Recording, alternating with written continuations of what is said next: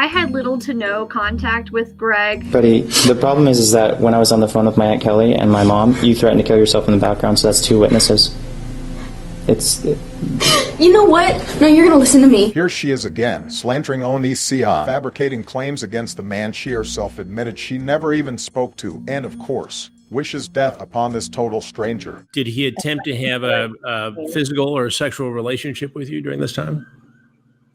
No, we never did anything. They're asking if you and Kai and Greg ever had a relationship previous to being 18. You have to be more specific than that. Like sexual relationship. No. Yeah, no. It's not, no, I didn't mean like I was thinking about it or whatever. It's literally just, yeah, we did not. I didn't kiss Greg when I was underage. I didn't kiss either of them. This destroys her entire narrative about Onision, but the internet has selective memory. What he said in the video originally was encouraging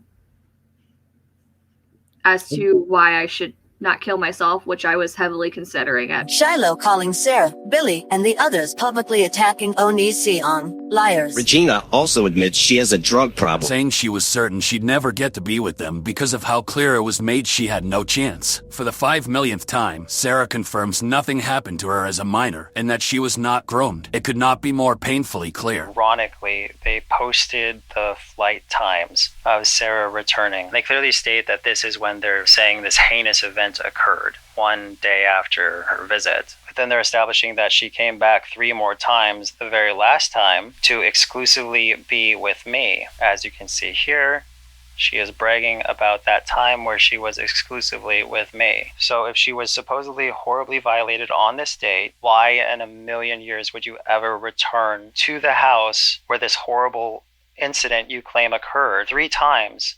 And on the 3rd time, you're openly bragging about sleeping with someone else's husband. Billy supports a statement that Shiloh and Regina are disgusting. This document was posted to public drama sites. A lot of people question whether or not it was legitimate. However, it's difficult to understand why anyone would make this if it was not real. Kai tells me, oh, I'm dating a girl named Billy. Named Billy? And I was like, oh, I thought we were dating. And it kind of just ended at that point, and I started just really thinking from there. It cannot be stressed enough that even after Sarah turned 18, she was still rejected. This is the nuclear truth bomb. So many people tried to hide from you. I did struggle with addiction previously. There was no intimate sexual contact between you and Kai or you and Greg? No, they never tried to like kiss me or anything before I was 18. I haven't done anything to you. I'm gonna destroy you. Sarah states on the police report what she stated on the streams. Nothing happened to her as a minor, meaning Onision was around a minor for many months and did nothing wrong. This establishes he's not a predator whatsoever. Additionally, she states that even after she became an adult, nothing happened, meaning there was no grooming. Like especially Kai, but I still love them.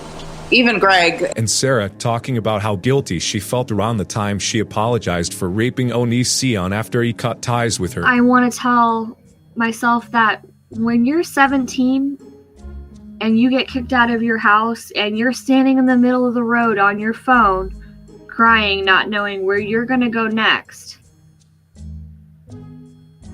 Kai's not going to care.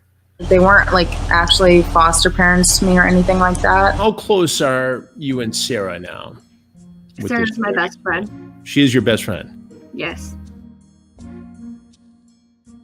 Once again, Sarah claims to be the one grooming. They have 0 evidence of anything illegal going on because nothing illegal has gone on. This is harmful to your, my, and Greg's reputation as 100% slander. That's a pretty strong and bold statement that nothing has ever happened to Sarah that was illegal. More proof that Sarah swore on her grandma's life that she was not groomed. Look at me. We broke up. Look at me. I don't give a shit. Because it's the same. She actually literally sent me the post, emailed it to me. She's like, look what I did.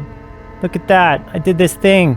Will you take me back now? make another mistake? Shiloh writes Onision months after he stopped talking to her and still hasn't talked to her to this day. Shiloh admits she is proud of Onision. Here they're saying that she signed the NDA under duress. As you saw from the videos before, she was not under duress, considering she set her own terms for signing the NDA. She even said 10 days before being supposedly blindsided by this NDA that she specifically wanted me to sign one because I have a fat mouth. So she's demanding that I sign an NDA here. And then Sarah's admitting that there's no evidence of me being anything like that. So unfortunately for Sarah and unfortunately for us, Sarah is actually one of the greatest witnesses to contradict Sarah. Fact, he made fun of her but draws the obvious conclusion. He was again bullying her because she was being a weirdo, sticking her butt up in the air while laying on a beanbag chair. The fact that Sarah manipulated that into something perverted is why she got kicked out. Billy defended Onision and his spouse, saying they were not grooming anyone. She served as yet another witness to there being nothing wrong. At the time, it seemed to me as giving reasons why it would be stupid to kill myself.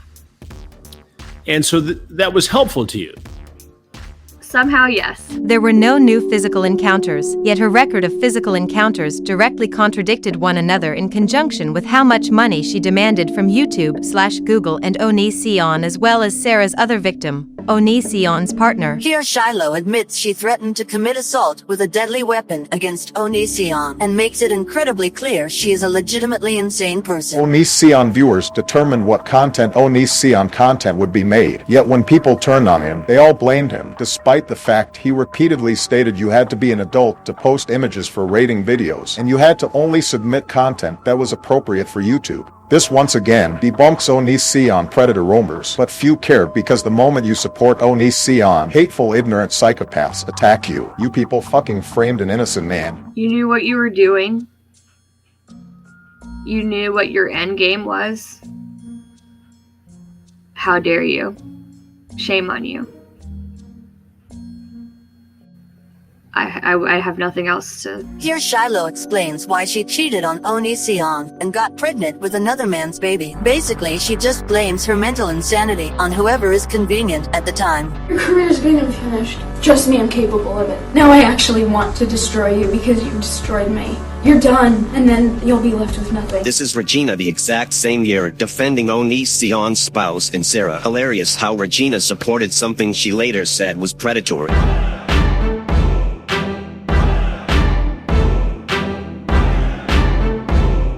When Onision first defended himself with facts and evidence, Sarah and Regina, instead of countering his points and proving their false claims about him, they resorted to threatening legal action. People who are honest prove they are honest with evidence. Instead, they ran to a pro bono lawyer who is actively trying to essentially steal money from Google via lies and fraud. Dear internet community, I'm here to save you. Make sure you click on my ads to donate PayPal revenue. This guy's really evil and way better than this freak. And when it turns out he's innocent, I'll say, well, he's still a creep. If someone says they're a victim, believe them. Unless the victim is someone we don't like, then they're lying. Only people we like tell the truth. And the people we don't like, we will publicly execute because we're good people. Drown! Been spending most our lives living in a Facebook paradise.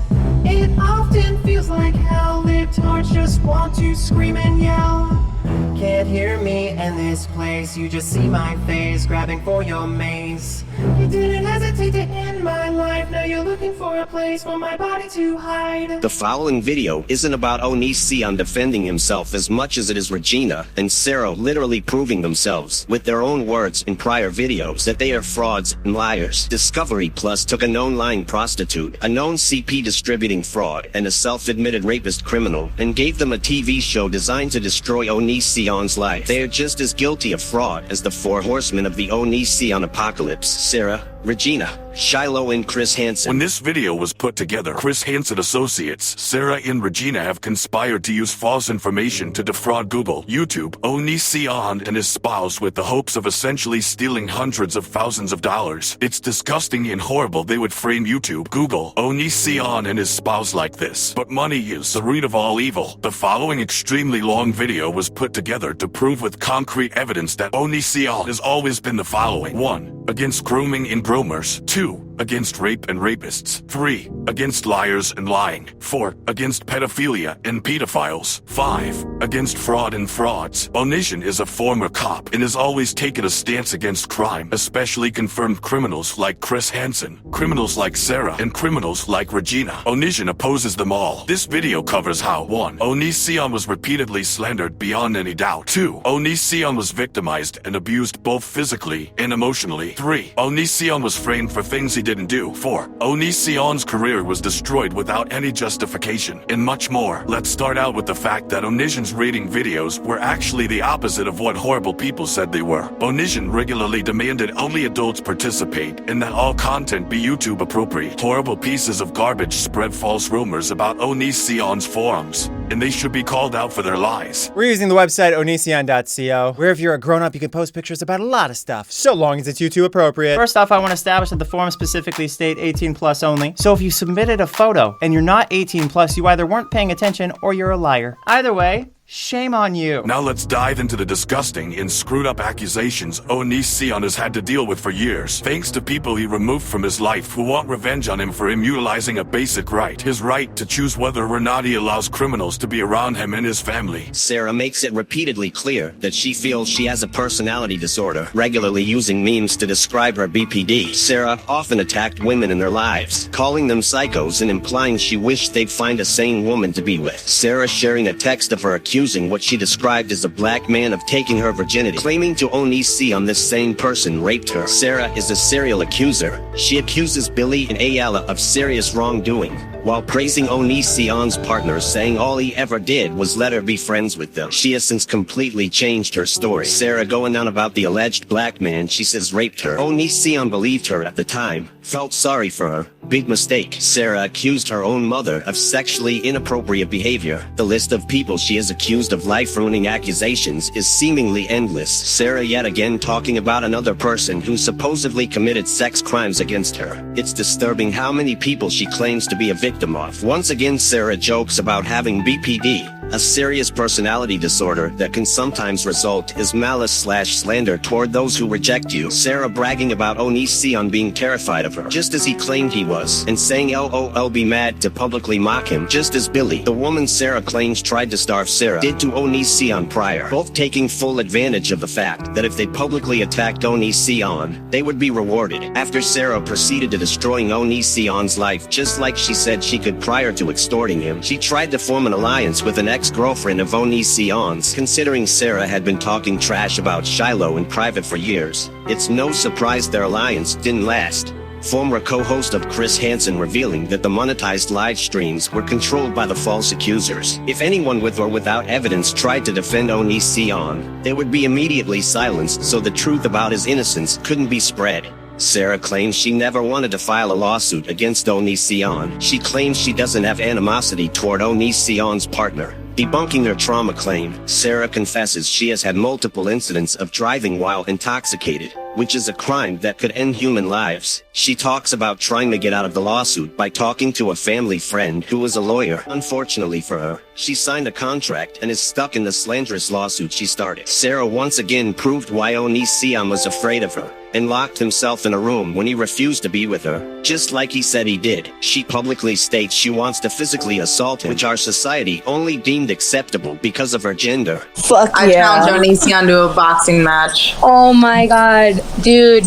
Sarah publicly slandering Onision and his partner. She states they slept with her right after she turned 18, lying, stone cold. There is a text of her ranting about how even after she was 18, they still refused to be with her. She would not have gotten away with this obvious lie in a just, intelligent, and honest society. Sarah bragging about being an illegal drug dealer, about sleeping with her best friend's husband behind his back, and about doing highly illegal drugs. How anyone supported a self-proclaimed illegal drug dealing, failed home-wrecking drug abuser is beyond me. Sarah once claimed she was a second mom to Onision's kids. Here she is publicly calling Onision pathetic when he pointed out how much damage she had done to him and his family. Sarah trolled, laughed, and taunted Onision on social media weeks after he refused to sleep with her. Many months later, still having not seen him since he rejected her, she would cry on national television about what a victim she believed herself to be. This completely contradictory and creepy behavior is likely disturbing to real victims of real crimes everywhere. Much of this evidence was captured multiple times using multiple methods, ensuring Sarah's disgusting lies would not stand the test of time. In early 2023, Sarah admitted to Onision's partners she was accused by a person she slept with of giving them a sexually transmitted disease. She admitted she wishes she could be a serial killer of men, as that is her dream job.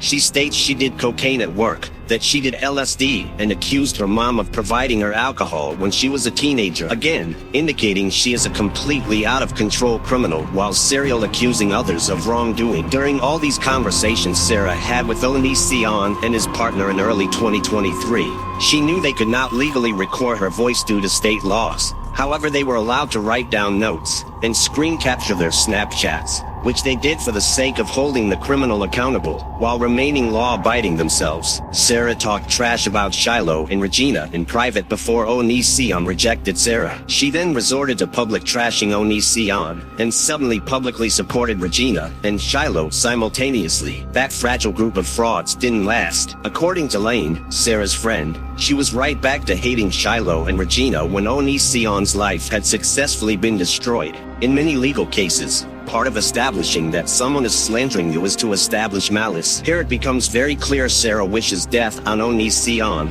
or in other words, for the kids she claimed she was a second mom to lose their father forever, effectively destroying their family. Like, I wish that he did not exist. Earlier in this video you saw Sarah publicly bragging about sleeping with her best friend's husband behind her friend's back. Here she is saying people who are homewreckers are insane, only to become a person who failed at attempting to steal someone's husband herself. For anyone who questions the legitimacy of the notes from the early 2023 conversations, specifically that she claimed that her dream job would be to be a serial killer of men, here she is again, proclaiming that she hates all men. She is a deeply disturbing and violently sexist human being. If you are a man watching this, know that Sarah hates you, for literally no good reason. You remember Shiloh, the woman Sarah hated privately, supported publicly, then hated publicly? Sarah was pressured by the deeply disturbed Shiloh to destroy Onision's life even more so than Sarah had accomplished on her own, as destroying Onision had been a primary goal of Shiloh's since he dumped her for a final time after he found out she had been cheating on him and was pregnant with the baby of another man, again, while he was dating her. Proof that Shiloh had a specific and malicious intent to destroy Onision's life after he rejected her / broke up with her for being psychotic toward him. Your career's been unfinished. Trust me, I'm capable of it. Now I actually want to destroy you because you destroyed me. You're done. And then you'll be left with nothing. Basically, the NDA or whatever, like, he brought it up and I was like, I don't really want to do it. And he was like, oh, yeah, we're just having everybody sign one. Like, I was like, okay, well, haha. Well, I want a clause in there that says, like, if I, like, sign, I want something I'm actually signing for. Like, you know, I basically was like, oh, you know, only if we do stuff will I sign the papers. It was a fucking joke. I basically was like, oh, you know, only if we do stuff will I sign the papers. Yeah, basically he was like, yeah, you didn't sign it. I made jokes about not signing it unless I got something out of it, got what I wanted. And even if I was being serious, like, okay. You didn't force yourself on them. I don't think you could. Like, let's be realistic here. You just witnessed a woman confessing to taking two very scared people, in the middle of #MeToo culture, admit to telling them that she would only sign an agreement to not destroy their lives if they were to, quote, do stuff with her, and if she got what she wanted. The reality of what Sarah did to Onision and his partner is horrifying. When Onision broke up with Shiloh, a full-grown adult with a supportive family back in Canada, Shiloh threatened to kill herself and make it look like Onision did it. In response, Onision called the cops on Shiloh and began filming her so she could not frame him for her murder. The police had the following conversation with Onision upon arrival. What would you like us to do, sir? You called. I called my sister and she told me to just leave, to just move away. And, That's I mean, probably a good idea. Yeah. But here's the weird thing. I can't stop paying utilities here. I can't shut it off because that would be an illegal eviction according to the people I talked to. Yep. So I'm thinking what I'll do is I'll just have to move to LA because I'm going to work down there and keep paying utilities and hope my house isn't vandalized or anything. Do you rent or own? I own. Okay. Yeah. But I mean, she refuses to leave, so I don't know. Well, the only way you can get her out is with an eviction or a court order. Yeah, so educated. Okay. Yeah, I have to work every day. I work full time every single day. So well, you got to get your priorities and say, hey, do I want this situation to continue on her end? And then once you've made that determination, you need to take the step to move either this way or this way. In order for me to continue doing my job, I have to leave here because she's not leaving. Okay. So I'm just gonna go to LA as soon as possible. And what has changed since the cops came out here last night? She threatened to kill herself in between that time. Okay. And she got hysterical. And what did she say? She said that she said I was on the phone with my Aunt Kelly and she threatened to kill herself, and then I threatened to call the cops, and she said that she was. What did you say exactly? You said it. You said something. You said you were going to make it look really bad or something. Did you threaten to kill yourself, young lady? I did. You did? How? I'm not going to deny that. How come? That's not those aren't the statements of the reason. One of the most common false rumors about Onision revolves around debunked grooming claims. Here is a video of Onision explaining why he once kicked Sarah out for plotting a relationship in his household, and him feeling so creeped out and disgusted by Sarah that he kicked her out due to how inappropriate/perverted she was being. So 17 hours ago, I posted about something that I found out, which was really upsetting. I stated that I talked to Sarah and she revealed that she called someone who used to be my significant other's friend, who wound up being dumped as a friend to my significant other. Anyway, Sarah called her and messaged her. And the message Sarah sent was somewhat cryptic, which freaked us out because the message was super dramatic. It was talking about how Sarah didn't want Lane to release screenshots of some conversation they had, and it was just really awkward. So that freaked us out. I went and talked to Sarah, and Sarah admitted that she called / messaged this ex-friend. I apologized to the ex-friend that Sarah had contacted her, and what was said made me super uncomfortable. And again, what Sarah actually said was her panicking about screenshots, which, you know, me personally, I don't panic about screenshots because if something of mine got screenshotted and it doesn't make me look good, so be it. No, we gotta own our words. Apparently, Sarah also stated to me that she remembered saying something about her one day being in a relationship with Lainey, and that was super confusing to me as I had made it clear to the public, as you've seen in previous videos, and I also made it clear repeatedly to Sarah that was never gonna happen. So seeing Sarah say these things really freaked me out. Even after Shiloh, Regina, who was a total stranger to Onision by the way, and Sarah ran their smear campaign on Onision, the police publicly make it clear that despite the smear campaign, no real victims seem to exist. Onision was innocent, meaning a good man was attacked and destroyed for no good reason. Are from out of state, so it's a little bit tricky. And also, you know, it involves the internet and it involves a slippery slope where we're having a hard time finding people that are actual victims. We're having a hard time finding people that are actual victims. We're having a hard time finding people that are actual victims. Many people believe that Onision always refused interviews with Hansen, but the reality is, Onision challenged Hansen to interviews multiple times. And what did Hansen do in response? The journalist who is supposed to always get both sides of every story. Mr. Hansen, I found this article about you, and it says that you not only cheated on your wife, but you also cheated on the woman you were cheating on your wife, who you had 2 kids with. Anyway, a charity live stream, remotely, COVID friendly. I'm offering you a chance to clear your name.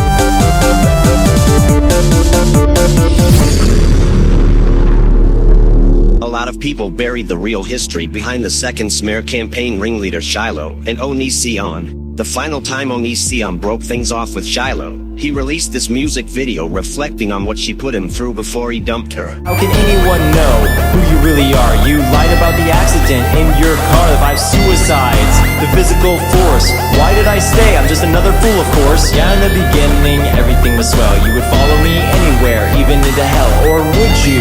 Was any of it true? Who did I fall in love with? with. Was it really you? How can anyone know who you really are? You lied about the accident. Shiloh, the woman Sarah most recently claimed to hate, posted a Tumblr right after Onision caught her cheating on him / broke up with her way back in 2012. In this post, as you can see, she is apologizing for how horrible she was to Onision. She says countless things that make it clear Onision is the victim of her, not the other way around. Yet after years pass, Shiloh completely changes her story. If Onision refused to speak with her since, how the hell did her story go from saying sorry to Onision to insisting he's a horrible monster? Shiloh ripped Onision's heart out, then did everything she could to help ruin what was left of his life.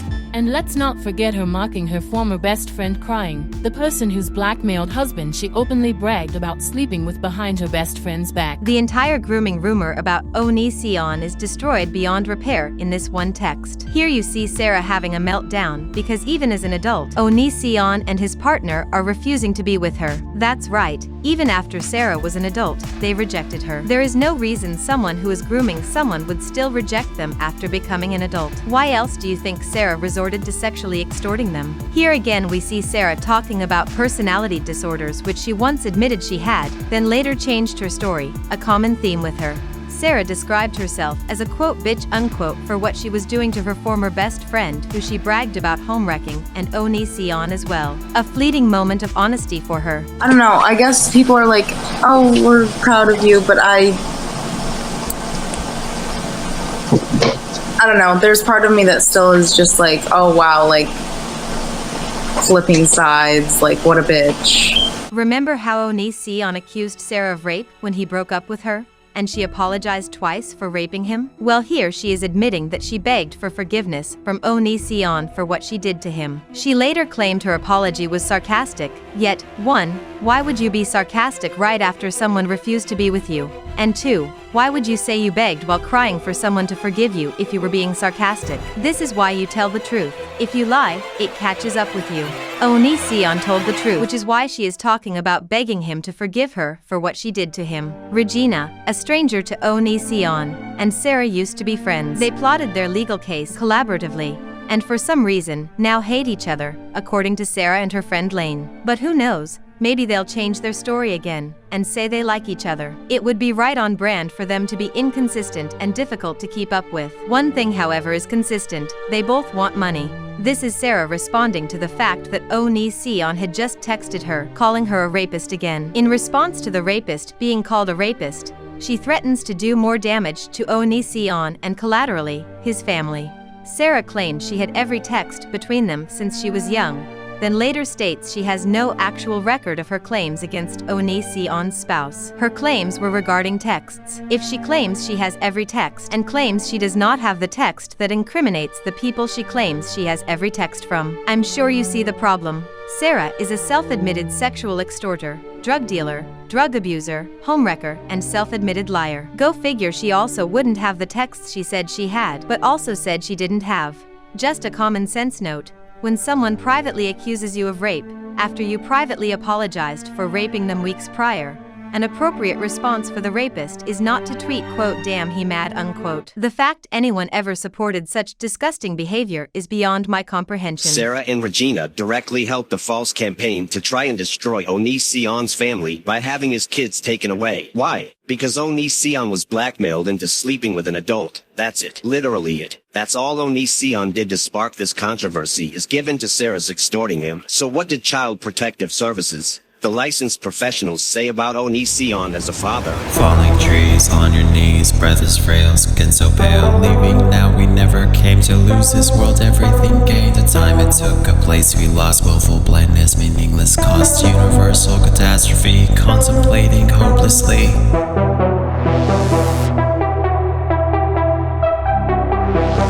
Universal catastrophe.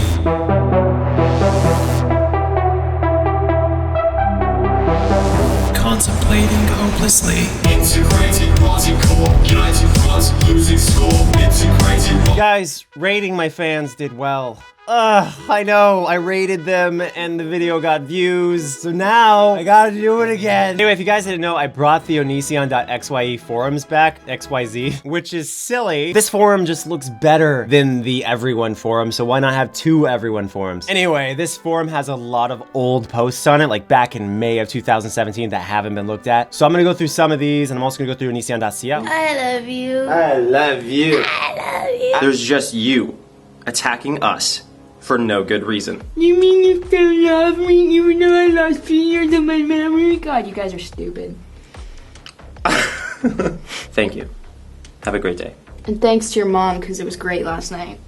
Apparently Shiloh had sex with your mothers. Now this right here is Sarah saying to Kai, "I'm not out to get you," which was an obvious lie. As you guys know, both anti-O and fan, you know that Sarah has been out to get Kai for some time now. So this is her lying directly, and Kai was right to not trust Sarah and reject Sarah for some time, because obviously Sarah was exactly what Kai felt Sarah was. Here's Sarah admitting to hurting Kai and apologizing to Kai, saying that Sarah hurt Kai. And just so you guys know, there's no names on these because anyone can type in a name. So I have everything blank as a phone number, which of course I have to crop out. And here's Sarah accusing Madison of wanting to get with Kai. Sarah accused Billy of things, Sarah accused Ayala of things, and now she's accusing Madison of things as well. This is also Sarah implying that Billy was a psycho. How fun. Here's Kai pointing out to Sarah that Sarah dropped Kai as a friend because Kai refused to get with Sarah. It's a very vindictive, malicious thing to do,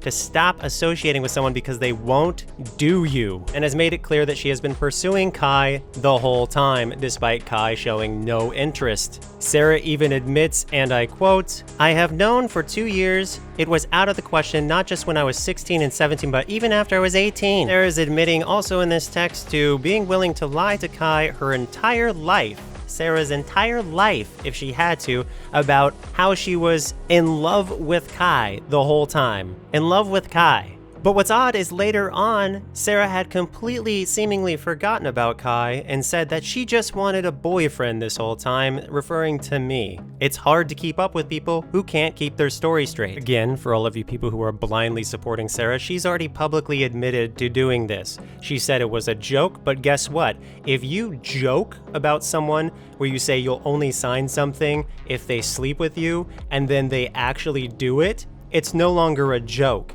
It literally happened. You can't just go into a bank and say, hey, I want all your money. They give you the money, you walk out and you say, oh, you were just joking. You have the money in your hands. You got what you wanted. It's not a joke. And guess what? That's a felony. Not just the bank robbery, the sexual extortion. Here you see Sarah smirking, clearly not traumatized and sadistically celebrating her newfound fame/attention from her malicious campaign against her victims. Here Onision writes down notes regarding a call he had with Sarah in 2021. Because it is illegal to record or even transcribe calls without two-part consent in Washington, this was the only method at his disposal.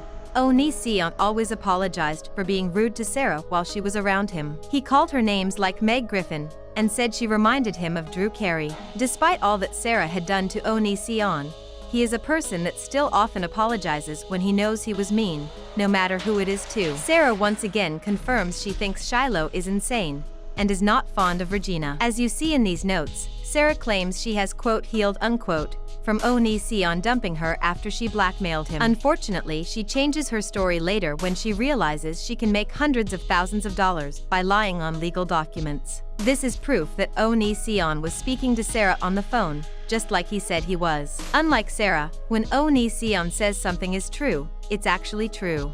Sarah celebrating coming back to Washington State, despite most recently claiming to be traumatized in the very same state. If you are traumatized in a state, you don't celebrate returning to it, saying you miss your other home when the primary reason you were often there was to visit the best friend whose blackmailed husband you bragged about sleeping with.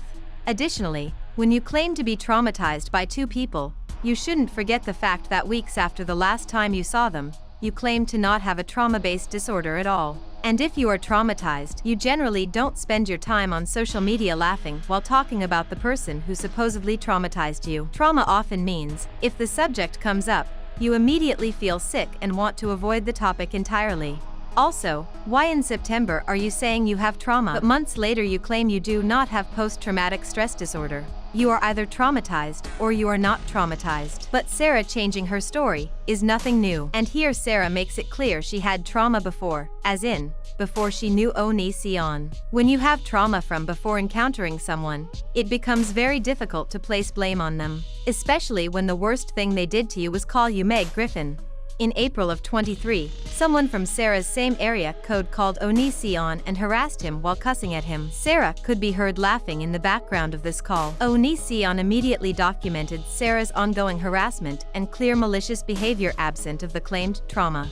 Once again, Sarah makes it clear she is not traumatized. She states she is only doing the legal case against Onision because she wants to silence him. She hates it when he brings up the fact she apologized for raping him and his spouse via sexual extortion. This is why when she first came out, she helped run the hashtag Deplatform Predators campaign so Onision would be silenced and unable to hold her accountable for the crime she committed against two people. Additionally, I remind you, Sarah claimed to not be a victim of either Onision or his partner initially, then completely changed her story many months later, despite having no new physical encounter with them since her first statements of them being innocent. Here you can see, in early 2023, she is actively having a casual conversation with Onision's partner, years after her now claimed trauma. This is again the same person who now claims to be traumatized, despite initially claiming to not be. Actions speak louder than words. Onision and his spouse only spoke to Sarah for the sake of gathering information and evidence. In reality, they deeply hate malicious lying criminals like Sarah. But when you have to gain fact-based information to protect your family from scumbags who ruined your life, you have to talk to them because they're often stupid enough to give you the information you need to expose them to protect your family. Do you think a victim of a horrible crime would take a picture of themselves in front of the courthouse and post it to social media? What about if they took a picture and were smiling? Would a victim of a horrible crime take a picture of them squatting and smiling in front of a courthouse? What about squatting, smiling, and giving a peace sign in front of a courthouse? Would a victim of a horrible crime do that? Or would a total sadistic fraud do that? Let this photo sink in. Put your body language experts on this one. It would be really interesting to see anyone try to justify this. Show this photo to victims of horrible crimes and ask them if they'd ever disgrace themselves as Sarah did here. And to top it all off, Sarah herself publicly claimed that she was miserable and suicidal long before she ever encountered Onision or his partner. Where were you? What space were you in, Sarah? I was in just a very bad place, especially when me and Kai first became friends. I was in I had wanted to kill myself a few months prior to us meeting or talking for the first time. So I was in a very bad place. A lot of really bad things were happening or had already happened in my life, and I just really wanted I just wanted something good to happen, and I felt like that was the good thing that I got for everything else that was going wrong. This is one of many times Sarah contradicted her new narrative of Onision's partner, claiming here and many other times that his partner was a blessing to her life. This vindicating police report is one of many places you will find Sarah claims that she was not victimized and consented to her physical encounters with the blackmailed Onision and his partner. Onision and his partner had conversations with the person who victimized them for the sake of vindicating themselves. So what is Sarah's defense for willfully having all these conversations? If she was ever a victim, as she initially denied she was only to later claim she was, why would she have these conversations long after their last physical encounter? Her being a fraud explains everything. Again, in the vindicating police report, after speaking with Sarah, they concluded there was no crime based on everything they knew. Sarah herself had told them she was not aware of any crime occurring and stated even as a minor, nothing happened. The fact that Onision and his innocent partner has suffered so many damages, despite doing nothing wrong, is completely insane. In this video you hear Sarah clearly confirm she was consensual with the blackmailed Onision and his partner. A third party off camera immediately tries to tell her she is wrong and that they know more about her consent than she does despite them not being there. Greg kind of pulled me in and told me to start doing stuff with them. And you were 18 at this time, so technically this is all legal and you were able to consent. Mm-hmm. Sarah confirmed she consented, Then some idiot off camera says, quote, "But you didn't consent," being asked, unquote, which is so confusing and infuriating considering the person who was actually there just spoke for herself, and that's somehow not good enough. Some random person insists to the person talking that they are wrong about what they themselves went through. What the conspiracy is going on? Are you the victim of a crime here? I don't know. I don't know enough about the law to say. I know that I'm a victim of a crime via Kai because of the pictures that we had exchanged, but not sure if I can get to said pictures. So Sarah just stated that she is very clearly not aware of any crime committed by Onision, which is strange because she later describes a brutal, disgusting rape on legal documents. But additionally, she claims Onision's partner exchanged photos, while stating she does not have access to said photos. Yet earlier she stated she had every text they ever exchanged. And oh yeah, this. Hello everyone, my name is Sarah, and recently I've seen some allegations against my friend Kai regarding me.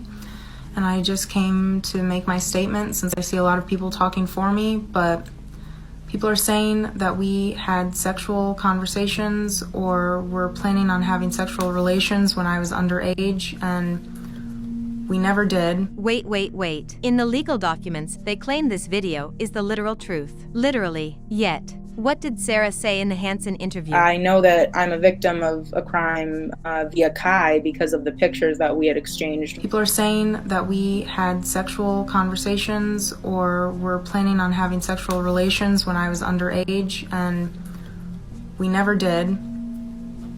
I don't know why people are now saying this and bringing up old screenshots that have already been addressed, but Kai is one of the sweetest people I know, and he doesn't deserve this. And it's not fair to me, and it's not fair to him, and I wish this would all stop. The same adult Sarah, making completely different claims about the non-adult Sarah's life. Meanwhile, Sarah swore under penalty of perjury that the legal documents statements were accurate, which in fact means she lied to Chris Hansen. Unless she wants to admit she lied on legal documents, which is a whole other problem. Again, on the legal documents, Sarah contradicts most everything she ever said about Onision, now claiming he was not innocent like she said prior, and that she is actually the victim now of a brutal rape. So let's listen to Sarah explain why she slept with the blackmailed Onision as many times as she did. And you did what you did with Greg in order to appease Kai, is that fair? Well, not towards the end of the relationship, no. It turned into me kind of being like, well, Kai's being mean to me and Greg's being nice, so I'm just gonna go with Greg, I guess. He's being nice to me, so I'm just gonna do what he wants. So her reason for sleeping with the blackmailed Onision was, according to her on this day, because he was nice. Which of course makes zero sense according to her new narrative, and no surprise. Guess which interview can't be currently found on Chris Hansen's channel? That's right. We searched quote Sarah unquote on Chris Hansen's channel, and Sarah's interview was nowhere to be found. This means Chris Hansen either private head, unlisted, or worse of all, deleted the Sarah interview. What possible reason would he have for deleting the interview if not to aid the lawyer he is directly associated with, who just happens to be one of Sarah's representatives? Corrupt and evil to the core. Again, Sarah claims as an adult that when she was a minor, nothing was ever sexual with them, meaning everything was appropriate with her, as she had claimed elsewhere many times. This lines up with the reality that Sarah was only staying with them, as she claimed that her mom had beaten her. They were protecting her from an abusive home, and as Sarah states, it remained a safe place for her thanks to Onision and his spouse. Are you paying attention to the consistency here? Then you have Sarah posting a timeline to Twitter. The awkward part is that on the legal documents she claims to have flown out in January, and contradicting everything she said before, now claims to have experienced a brutal rape, involving her now crying during the act. Absolutely disgusting. Yet as you may recall, she also bragged about sleeping with the same person she claimed raped her on Twitter. Real victims of rape do not brag about sleeping with someone they feel is a rapist, and they most certainly know they are victims of a crime if it is as brutal as she described. Sarah points out that she later flew back, again and again, to sleep with the blackmailed Onision. Do you understand how disturbingly insane the contradictions here are? Let alone the fact she repeatedly told the internet, then told the police, that Onision was innocent long after the last time she saw him? Notice the lack of any mention of a brutal rape here outside her admitting to have extorted Onision. Sexual extortion right here. A person who commits the offense of sexual extortion is with the purpose to coerce another person into engage in sexual contact or sexually explicit conduct. The person communicates a threat to damage the property or harm the reputation of another person. So that is what Sarah did. That is what Sarah admitted to. So basically the NDA or whatever, like he brought it up and I was like, I don't really want to do it. And he was like, oh, well, yeah, we're just having everybody sign one. Like, and I was like, okay, well, haha. Well, I want a clause in there that says, like, if I, like, sign, I want something I'm actually signing for. Yeah, that's sexual extortion, dude. You know, I basically was like, oh, you know, only if we do stuff will I sign the papers. It was a fucking joke! Yeah, basically he was like, yeah, you didn't sign it. I made jokes about not signing it unless I got something out of it, got what I wanted. Yeah, and even if I was being serious, like, When you tell someone that you'll only sign an NDA if you got what you wanted and were able to quote do stuff unquote, and you had just prior told them you could destroy their lives if you wanted to, those people are now faced with the decision of risking you destroying their lives or sleeping with you as you demand. When Onision later refused to sleep with her / broke things off with her, she proceeded to destroy their lives, just like she mentioned she could earlier to scare them into being with her. Sarah is a monster hiding in plain sight.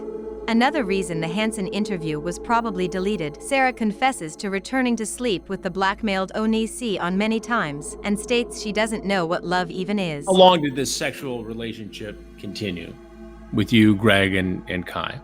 Well, it happened first in January of 2019, and then February of 2019 is when I told them for like the second time, hey, I want y'all to get out of my life and don't talk to me again, bye.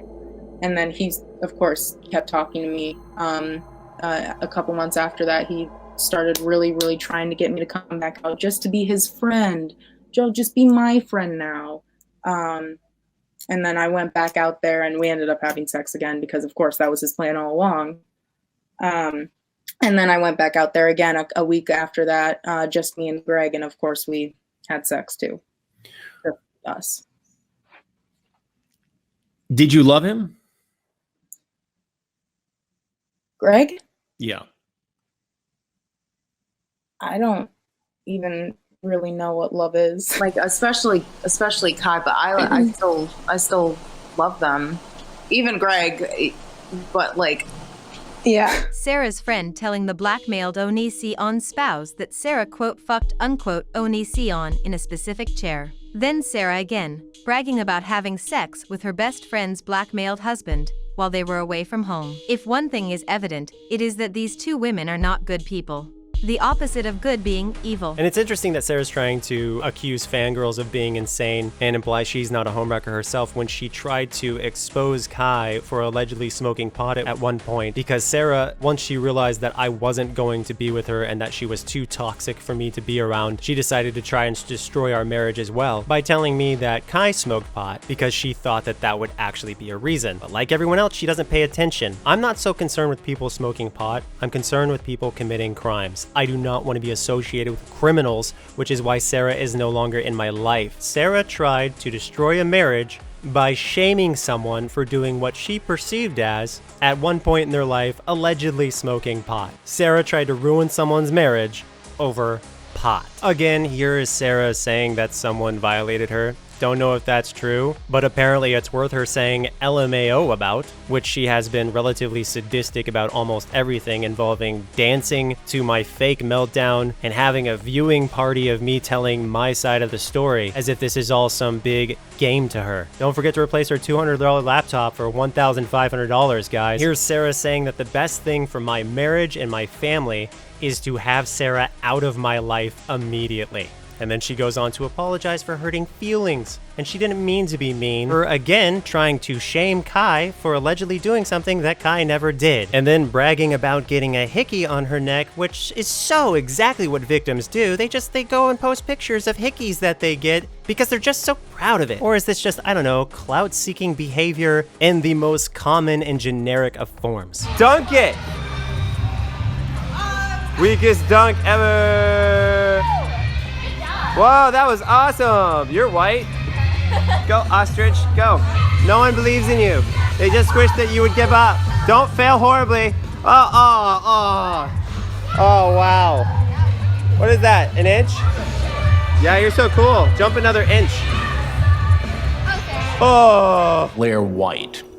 She came on and did a very, very compelling interview about what Onision had been doing. Blair White has actually admitted to being a total fraud. Here's a video saying Blair White scammed her fans and got away with it. Here's a video called The Lies of Blair White. Here's another person saying Blair White lies. Blair White caught lying again. Blair White has a lying problem. A reaction to Blair White apologizing for being a literal fraud. Here's a whole video exposing Blair White. This is so incredibly irresponsible. Levying these kinds of accusations are serious and shouldn't be thrown around carelessly, as Blair has repeatedly done. Had me stripped down to my bikini and he wore a pair of underwear. He felt up my ass when he was putting shaving cream on me. When Onision was done applying shaving cream where she could not reach, she then applied shaving cream to him where he could not reach. She did not mention that, did she? Was Onision groped as well? Additionally, idiot, he applied it to your back, not your butt, as you can reach your own butt. That aside, when Onision rejected this woman, what did she have to say about him immediately before he rejected her? I would like to know. She ironically states she wants to remain in touch. Thanks Onision for his friendship. And what does Onision say back? Onision points out that she is a drug abuser and that she is toxic to him and his family. He makes it clear he wants nothing to do with her because she is two-faced and obsessed with drama. So Onision rejects her and kicks her out of his life for being dramatic and two-faced. Then she gives this apology, stating she stopped abusing drugs and pretends she sincerely wouldn't go around lying again / being dramatic. Yet sometime later, she's on a Chris Hansen interview spreading lies and drama again. Every last one of us knows a terrible person like this woman. They like you if you don't reject them. But the moment you reject them, you're suddenly Satan incarnate. It's interesting to see how badly people want to be in Onision's life. Till he rejects them, then suddenly they feel compelled to convince everyone he is the devil. Complete frauds. Onision's mistake was letting them in his life in the first place. I'll prove that she's lying right now. Here's a text from Sarah outlining that no one was plotting to be with her, saying that no one saw it coming, no one was trying anything. Here's another statement from her. She's saying she knows what it's like to be groomed, and she wasn't groomed. She said if she was being groomed, she would have figured it out. She says nothing illegal ever happened. She makes fun of anyone saying they had any evidence because she knew there was none because nothing illegal happened. And she calls Ayala Karina a liar, which is another source of Hansen's information. The pattern, it's not just one girl, it's not just two girls, it's quite a few girls that he's mistreated and emotionally abused. Yeah, that's Edwin. Let's talk about the girls. Edwin? You know, and I have no problem being objective. Like, I think she is the one that out of all the insults that you applied to everyone, she's the one that fits the vindictive one for sure. She's pretty transparent about it. Edwin calling Shiloh vindictive. Can you go back I was calling out Chris Hansen on Twitter and... Were you? Oh, man. Yeah. Edwin doesn't even like Chris Hansen, yet he's on a documentary with him. There were things you want to talk about would be Hansen. Like, I wouldn't mind like giving that a little airspace because I mean, I would like to talk about, make a video about him. But if you want to film there, I would gladly support some other points as well. You know, Edwin trying to support me in my anti-Chris Hansen position. Again, why is Edwin on a documentary with Chris Hansen if he doesn't like Chris Hansen?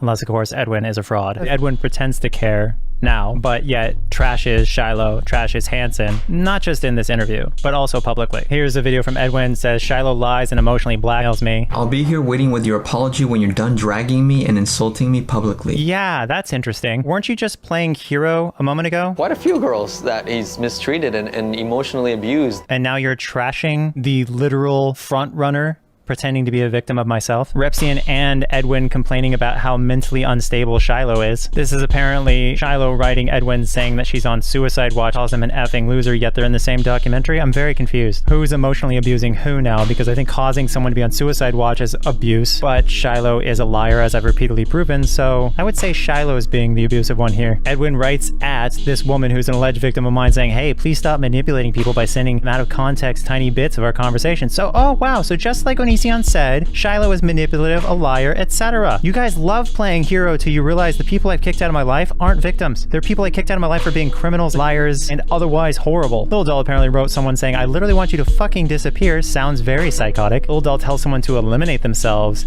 Yikes. Here's Patient Zero accusing Edwin of only being interested in this for the money. Oh, that's fun and random. Sarah tweeting me to fuck off, you massive douche. Okay. I suffer from CPTSD and depression and anxiety and panic attacks. Ugh, bro, come on. You just forget stuff that you post to the internet, don't you? Here you're saying, I've realized that I'm going to help you, that I love you, that I'm a very good man. Okay, so am I good or am I evil? Additionally, this is the last message, one of the last messages you publicly posted about me. For many months, you said, to this day in my life, this has been the hardest thing I've ever had to write, and it hurt greatly. I expect the worst to come from it, and frankly, I deserve it. You did admit to emotionally cheating, at the very least, and you talk about how I'm great and you messed up. Additionally, you say, when Greg and I started dating, it was just after you ended your 4-year relationship with your ex. You said you were okay before your ex, you loved yourself, you were happy, but ever since that relationship with this person before me, you were blaming someone else for your problems, and now you're just like basically hopping from person to person to blame for your problems. You go to the very bottom of this page, and apparently you're threatening to put a Bowie knife in your other boyfriend's chest, or threatening to put a Bowie knife in his girlfriend's chest. I don't know what's going on here, but he stated that you threatened to put a Bowie knife in someone's chest, and you're talking about how everyone else is the problem. You threatened. Oh my god. I'm going to seriously tell everybody what you've done to me. I haven't done anything to you. I'm gonna destroy you. You could just destroy me? Like, you're the victim? Because you're threatening me. I wasn't threatening you. So she's talking about, you know, how she's going through so much terrible things because she's trying to recover from the abuse. Yet here you are. Who is that you're writing? Writing Real Stream News saying you're on suicide watch because of Real Stream News. You said you seem to be waiting for me to bleed out on camera before you're satisfied. Like, what is this psychotic babble that you're sending some random person who you say is the equivalent of me? A YouTube streamer is the equivalent of this person who you're blaming all your problems on. I'm so confused. Who's the monster? Is it your boyfriend before me? Is it me? Is it the guy who you threatened to put a knife in someone's chest? Or is it Real Stream News? Or is it Edwin's generation, who apparently you lied to and emotionally blackmailed and also went to war with? Not a relationship, but actually somebody grooming me. Grooming you? What the hell are you talking about? This is literally one of the first emails we ever sent to each other. December 2010. Age of consent is way younger than when we first started talking to each other. And in April, following this December, you were a full-blown adult, so I don't understand how you could have been groomed. And meanwhile, in the UK, people are treated like adults when they're 16 for a lot of people. So how are you, someone who's 4 months shy of being 18, and I was like, what, 6 or 7 years older? How am I grooming you? Your brain is already to the point where you can make very important decisions, as they recognize in the UK and numerous places around the world. Hence why in a lot of places, the age of consent is 16. So how are you, as way beyond the age of consent in so many places, getting groomed by someone who's not even that much older than you? I look up to Shiloh so much, TBH. I'm pretty sure Sarah hates Shiloh, because here's Billy Dawn Webb saying fuck Shiloh too, and Sarah loves Billy. Billy, my sweet angry baby, I love you. You know, you have gone through something with him. It's okay to say something. I know it's terrifying. That was Ayala. Let's check out what Sarah has to say about Ayala. Sarah accuses Ayala, Karina, of trying to sleep with her when she was not an adult. So you're talking about victims, Ayala? It's okay to say something. I know it's terrifying. Again, Sarah accuses Ayala of trying to sleep with her when she was not an adult. What was that about victims, Ayala? Because you're the only one trying to sleep with Sarah when she's not an adult, so maybe not be on a Chris Hansen show. Maybe. Look at this guy. Right here, all these articles confirming he cheated on his wife. And he allegedly cheated on the woman he cheated on his wife with, according to these articles. Like, that guy can't even freaking hold together a decent relationship. It says Chris Hansen's marriage in shambles, divorce papers filed, according to these different articles. You can go look at all the stuff Chris Hansen's guilty of. Again, Sarah made it clear Onision was innocent to the police months after the last time she saw him. The police concluded there was no crime based on her witness testimony and the complete and utter lack of evidence suggesting otherwise. That means the 3 sole witnesses all agreed Onision and his partner were law-abiding citizens. The only person of the 3 who later completely changed their story was Sarah, which is a problem, as that would mean she either lied to police or lied to the court system. Either way, it is undeniable that Sarah lied to one of the 2 major bodies. Do you personally trust people who so openly, blatantly lie about serious issues? I prefer to trust people whose story remains consistent.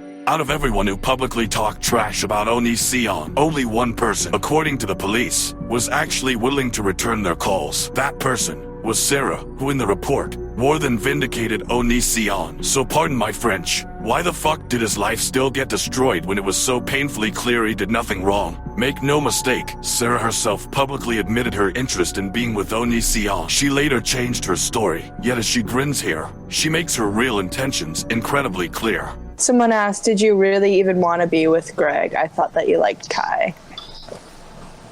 Well, I guess simple answer is like, yeah, I wanted to be with Greg too. Sarah goes on to talk about Onision protecting her, keeping her law-abiding, and eventually removing her from the household when he found out she was plotting an inappropriate relationship that he was disgusted by. When I had to leave the first time, after everything happened with Lane. Hi, sister. By the way, what she means, what happened with Lane, was she was talking about wanting to be in a relationship with Kai, and when I discovered it, I kicked her out of the house because I didn't want anything appropriate to be happening. We had made it repeatedly clear to her that we were not interested in her, and yet she kept pushing anyway. When that happened, I was on my Tumblr and I was reblogging some shit about, like, weed, because I was like, oh, well, I guess on the positive side, I can get lit again. So the problem with this is that it was illegal at the time for her to do drugs. Not only was she underage, but it was also illegal to smoke at the time, the drugs that she was smoking. And she's saying it as a benefit that I kicked her out of the house because then she could do her illegal drugs again. Here Sarah is reconfirming yet again that she had sex with her best friend's blackmailed husband, confirming again that she is an attempted home wrecker to her best friend. Again, Sarah doesn't say what she was begging for forgiveness for. However, the last time Sarah and Onision had an argument was when he was dumping her for Sarah sexually extorting him and his partner. Sarah apologized for raping them. She said she was sorry, then said she was sorry yet again right after. It's difficult for a reasonable person to believe that Sarah's claim that she was being sarcastic when she apologized is valid when she's seen here admitting to begging for forgiveness. Sarah continues to violate the NDA and publicly post private conversations from Onision, privately accusing her of everything he accused her later publicly when he had no other choice due to her smear campaign. This is a woman who claims to be a victim now, years later, when she originally defended both Onision and his spouse. How anyone could trust someone who would try to homewreck her own best friend and lie repeatedly on official documents, let alone be accused of raping her best friend physically as well as via blackmail. How can this person continue to exist without any repercussions, especially considering the gravity of the accusations against her and the things she confessed to, the mockery of her former best friend who she tried to homewreck in addition to the hundreds of other pieces of evidence against her? The answer is simple. People just wanted to see Onision die, and they didn't care how. Sarah admits Onision respects the law, does not break it. Sarah mocks Onision haters again. As you can see, she's making fun of the fact that nobody has evidence about us doing anything wrong. She's saying people are lying as usual. As you can see right here, she says Ayala lying, it's all old news. So shout out to Ayala. Not only are you allegedly a sexual predator according to Sarah,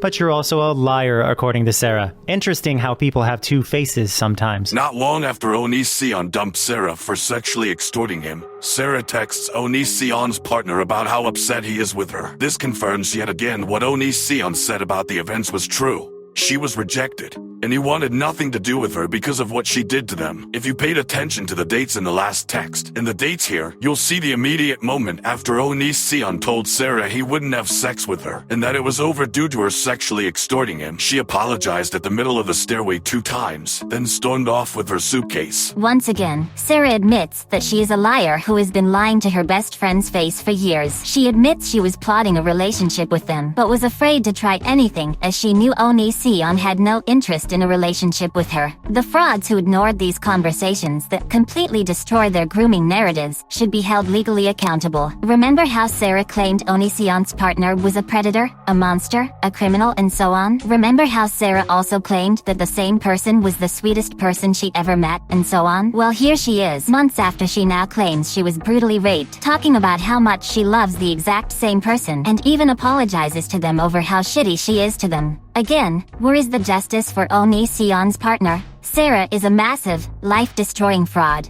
and yet she hasn't been held accountable. There are real victims of real crimes. 2 of them are the people she victimized, and she is an embarrassment to #MeToo. Once again, Sarah confesses publicly to trying to homewreck her best friend with his blackmailed husband. Here Sarah told police that she was not aware of being a victim of any crime. Years later, in referencing the same time frame, she makes it painfully clear that this claim and her new claim are directly contradictory. It is impossible for her to have told the truth to both the police and the court system, as the statements she made cannot coexist. This leaves no shred of doubt. Sarah lied. Yet again, to lie about something like this is horrifying and disgusting. Sarah claimed there was no sexual contact at any point when she was not adult, then claimed it again and again, only to years later on legal documents state the exact opposite. Here's one example of her being on the record, stating nothing happened to her. How the hell can anyone see someone contradict themselves this much, and still not apologize to Onision for what they did to his life with her obviously false claims? Did he attempt to have a physical or sexual relationship with you during this time? No, we never did anything. In fact, Greg and I never even kissed until the first time we had sex. So again, if you've been paying attention, she said they, quote, never did anything, unquote, till they had sex. She makes it repeatedly clear that they never had sex till she blackmailed him well into her adulthood. So I ask again, how the fuck do any of you justify destroying the life of Onision, a clear victim of Sarah? Onision was threatened into taking down the clips he posted of Sarah's live stream. Then Hansen took down his live stream of Sarah as well. But Onision downloaded and kept both live streams as insurance. So what did those live streams have on them that Sarah's legal team was so afraid of? They're asking if you and Kai and Greg ever had a relationship previous to being 18. You have to be more specific than that. Like sexual relationship. No. Yeah, no. It's not, no, I didn't mean like I was thinking about it or whatever. It's literally just, yeah, we did not.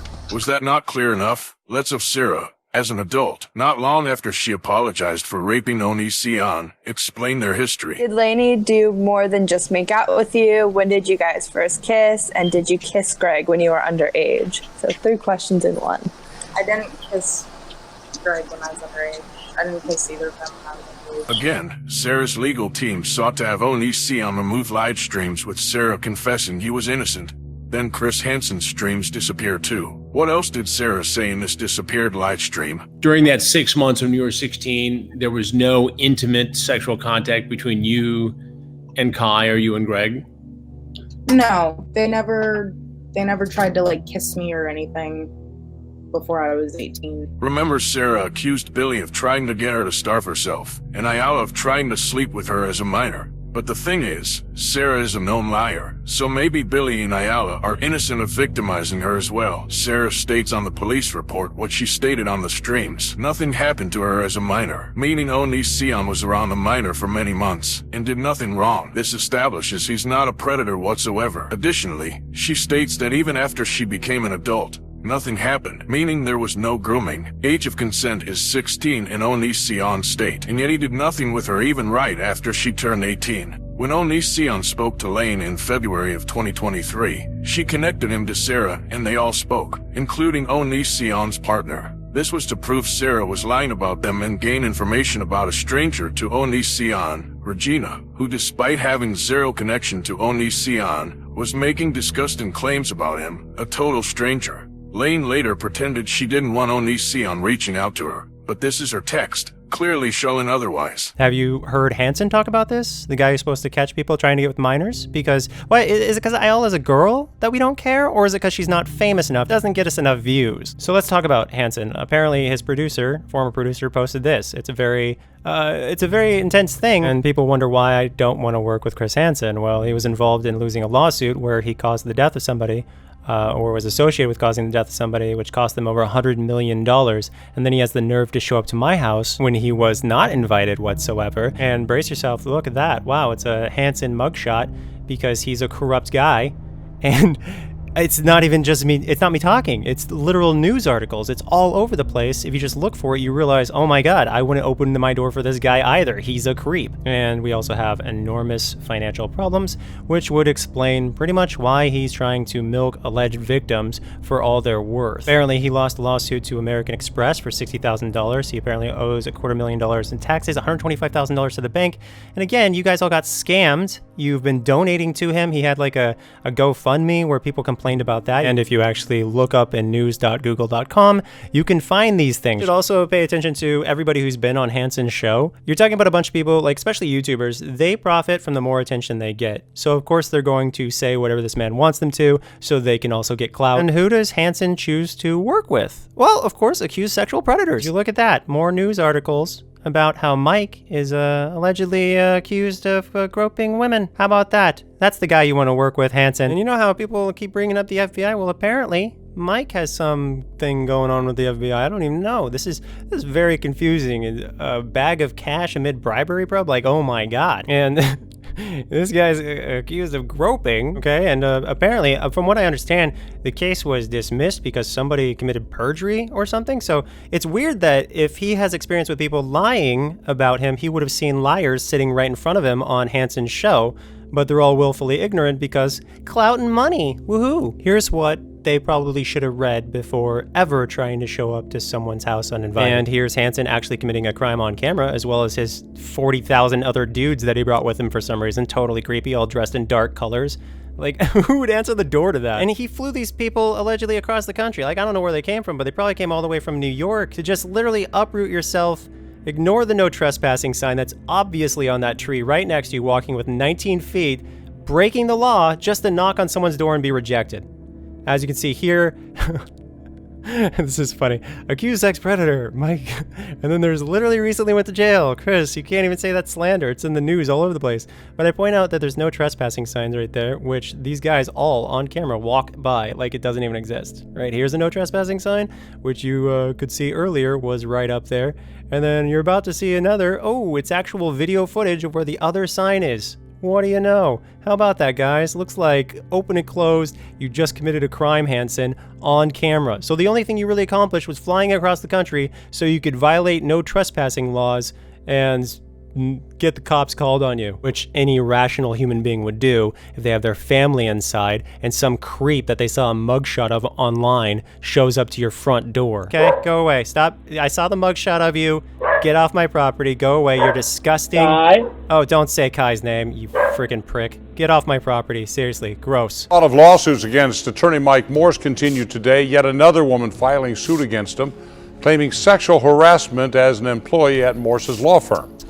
Now, this is the fourth woman this month alone to hire prominent attorney Jeffrey Feiger to sue Morse. A massive audience online hated Onision long before Sarah presented her story, then repeatedly changed it. Here is an example of Sarah defending Onision against insane rumors being spread online. Somebody said, how do they treat their dogs? I mean, I've seen that question like a few times. I mean, it's not like they're mean to their dogs or anything. It's just kind of like,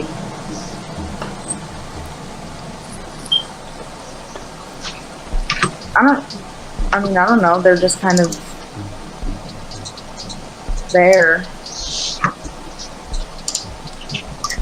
which is sad, but at the same time, like, I get that they're very busy.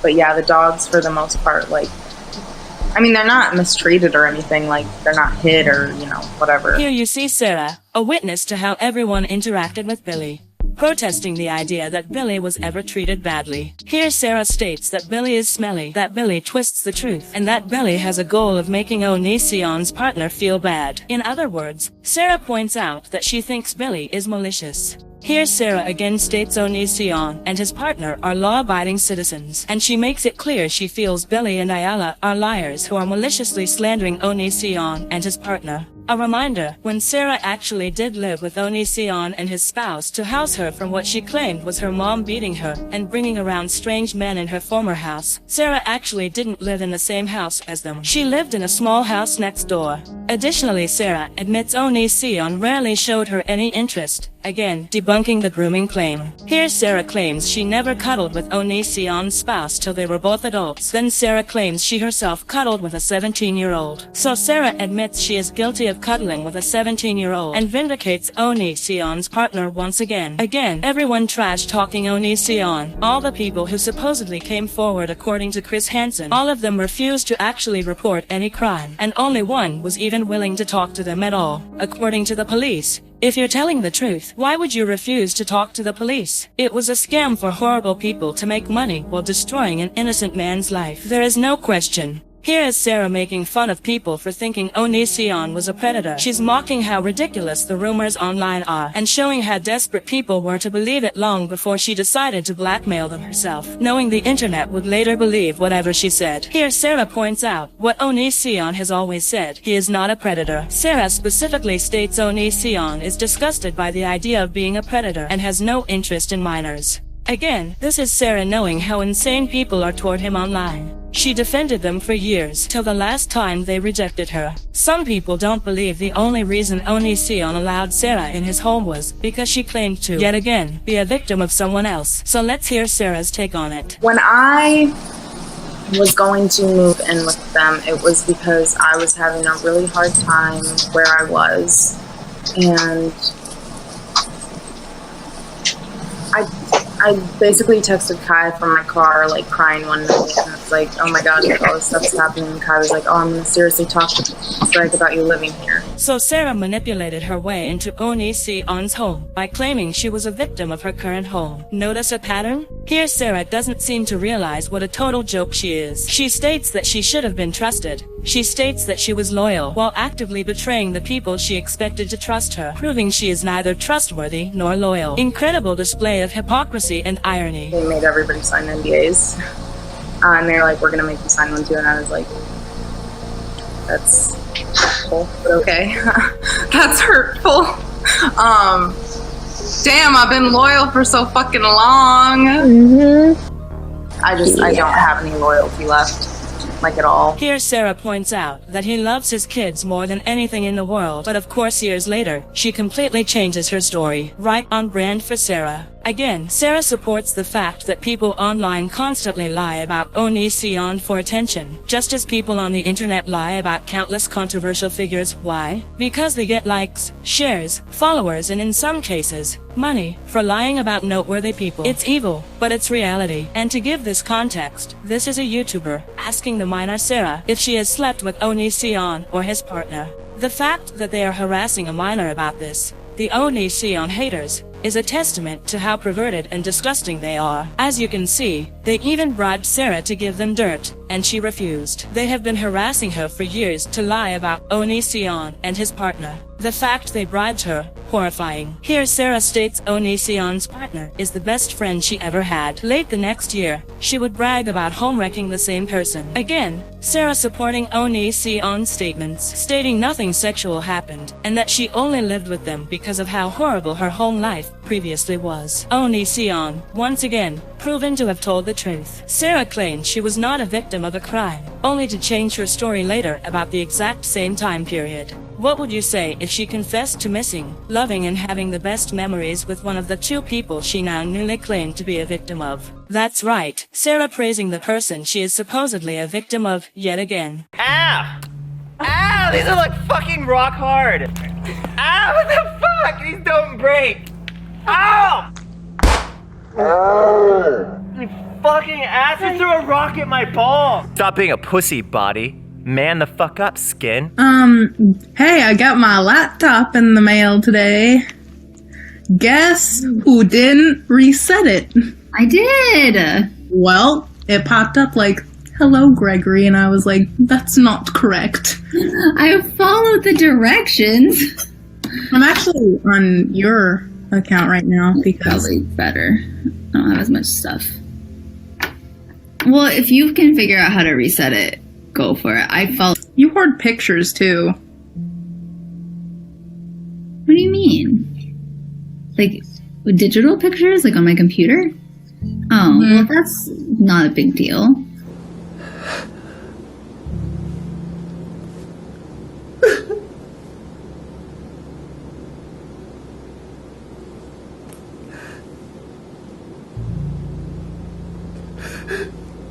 I made a pact with her some time ago that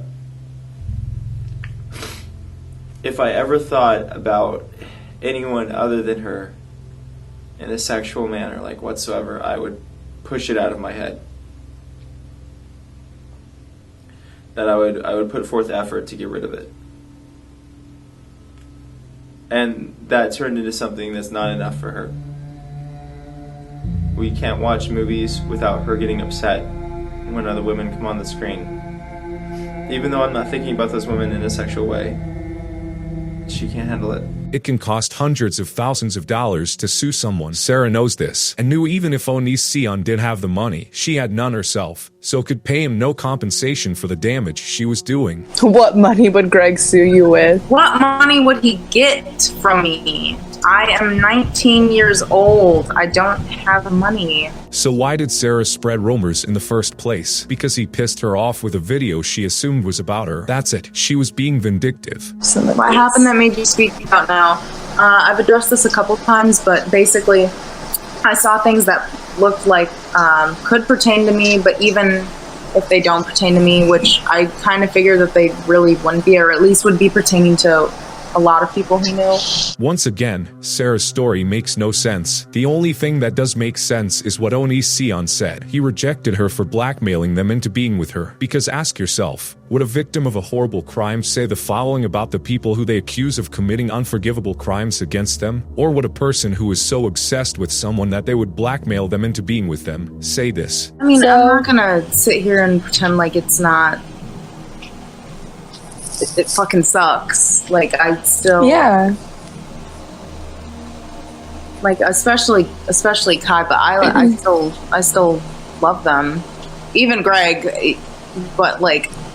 Yeah. Yeah, no, the feeling's not mutual. When you try to destroy someone's life with lies because they broke up with you because you went psychotic on them, how could they possibly love you back? Like I said, Onision's story was always the same. So how did his life get destroyed regardless of the fact that the slander toward Onision was so obvious? It's amazing how Sarah's own tweets directly contradict one another, proving a legally actionable libel case against her. Her birthday is early August. She turned 18 in 2019. Yet here she is stating no one slept with her till half a year after her birthday. She just caught herself in a massive, disgusting lie. The fact she blackmailed them into it in the first place aside, what a disgraceful embarrassment.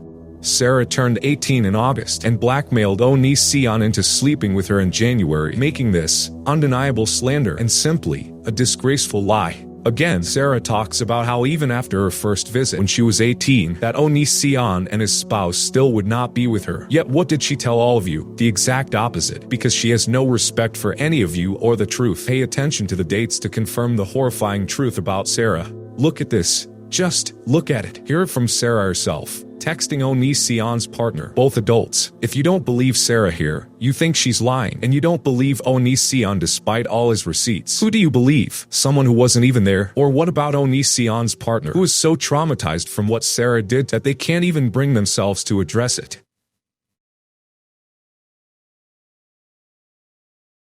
Sarah falsely accused Onision's partner of doing drugs after they already corrected Sarah on her misinformation months before. Then Sarah seemingly bragging about getting a hickey from Onision. Pretty creepy behavior. Here's Sarah celebrating the loss of Onision's ability to provide for his family like he had before, establishing how sadistic she is and how she never really cared about Onision's family at all. You know that rumor about guardianship? Well, this is what Sarah has to say about anyone being her guardian. Your mom knew that you were going to do this?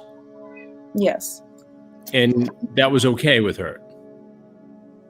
Yeah, she was like, oh, okay, you're just gonna go live out there. She gave me money every month to pay for whatever I needed.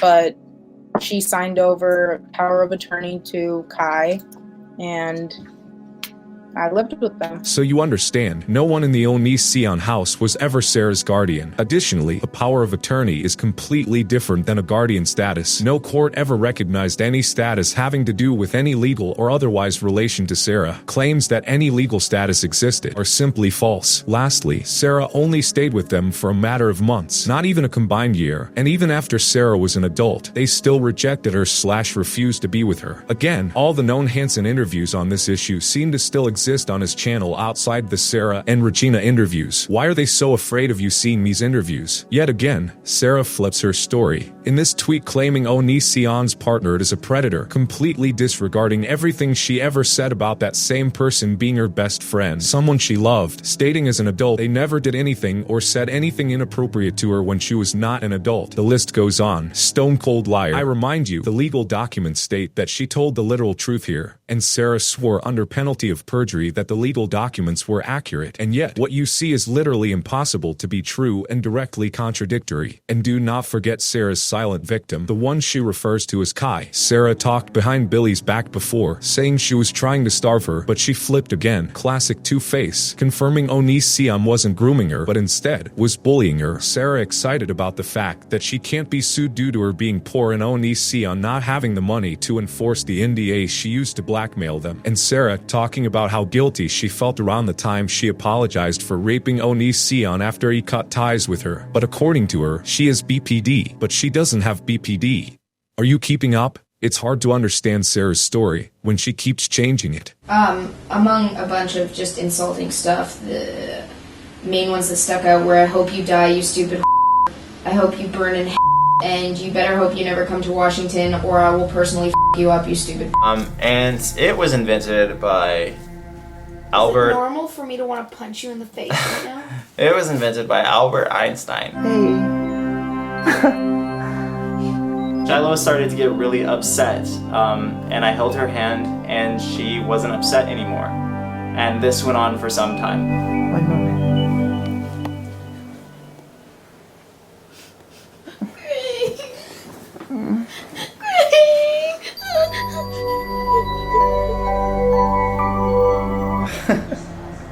You, dude. I was trying to get how obnoxious you are on camera. That's all. How about you off for 2 seconds? You know what? You're not allowed to talk anymore. Albert Einstein. Give me the dinosaur. Everyone, he's lost his mind. He can't find a subject to talk about in his speaks video, and this is what happens. Okay?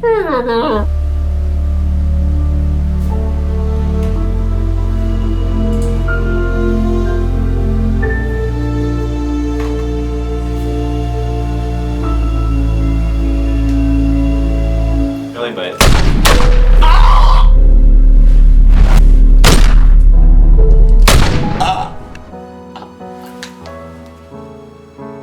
I'm back. oh my god!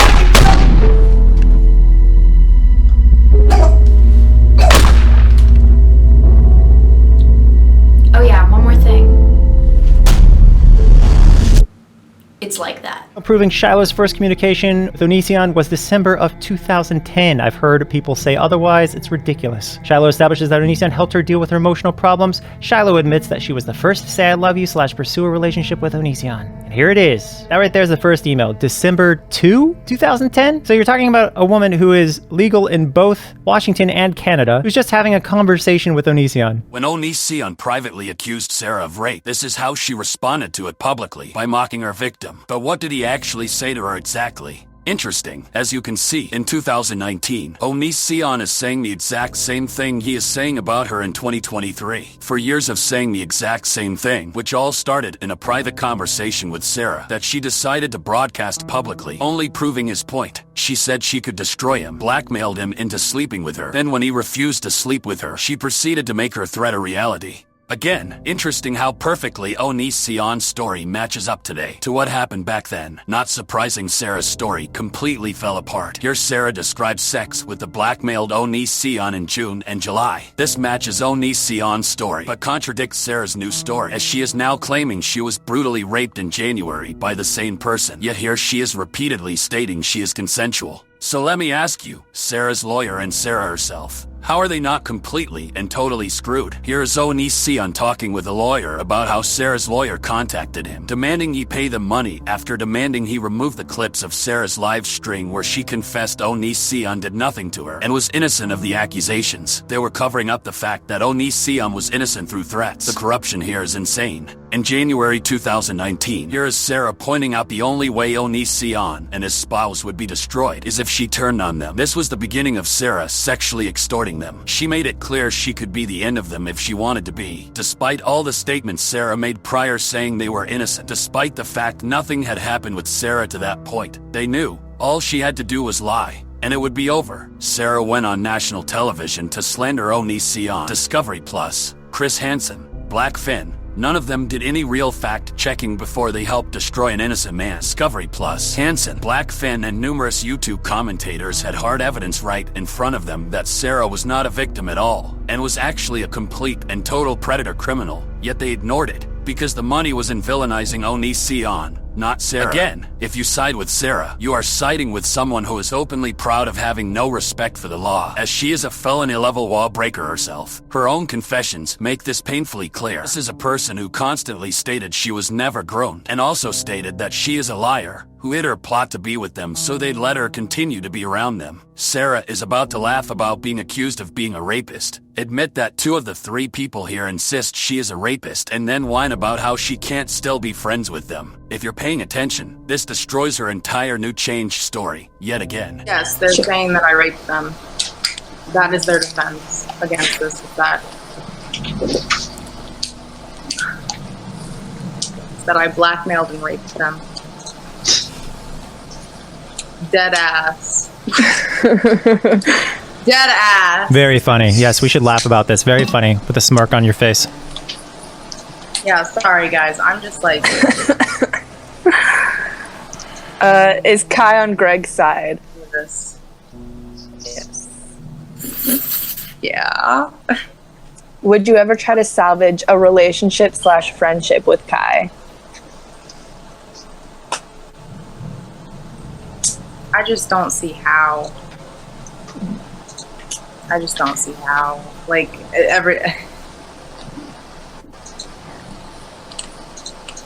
yeah.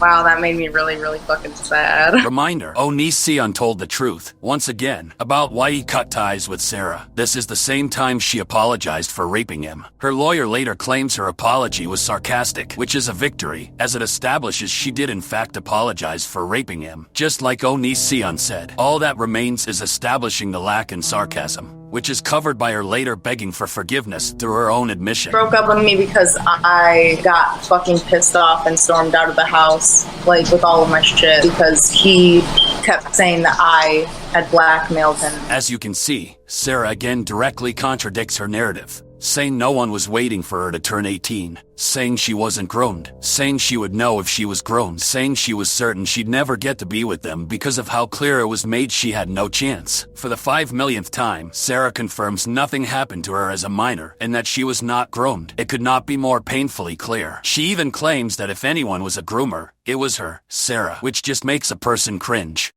No need to freak out, I just had a little accident with the scissors. One time, cut your ear a little bit. Buddy, the problem is that when I was on the phone with my Aunt Kelly and my mom, you threatened to kill yourself in the background, so that's 2 witnesses.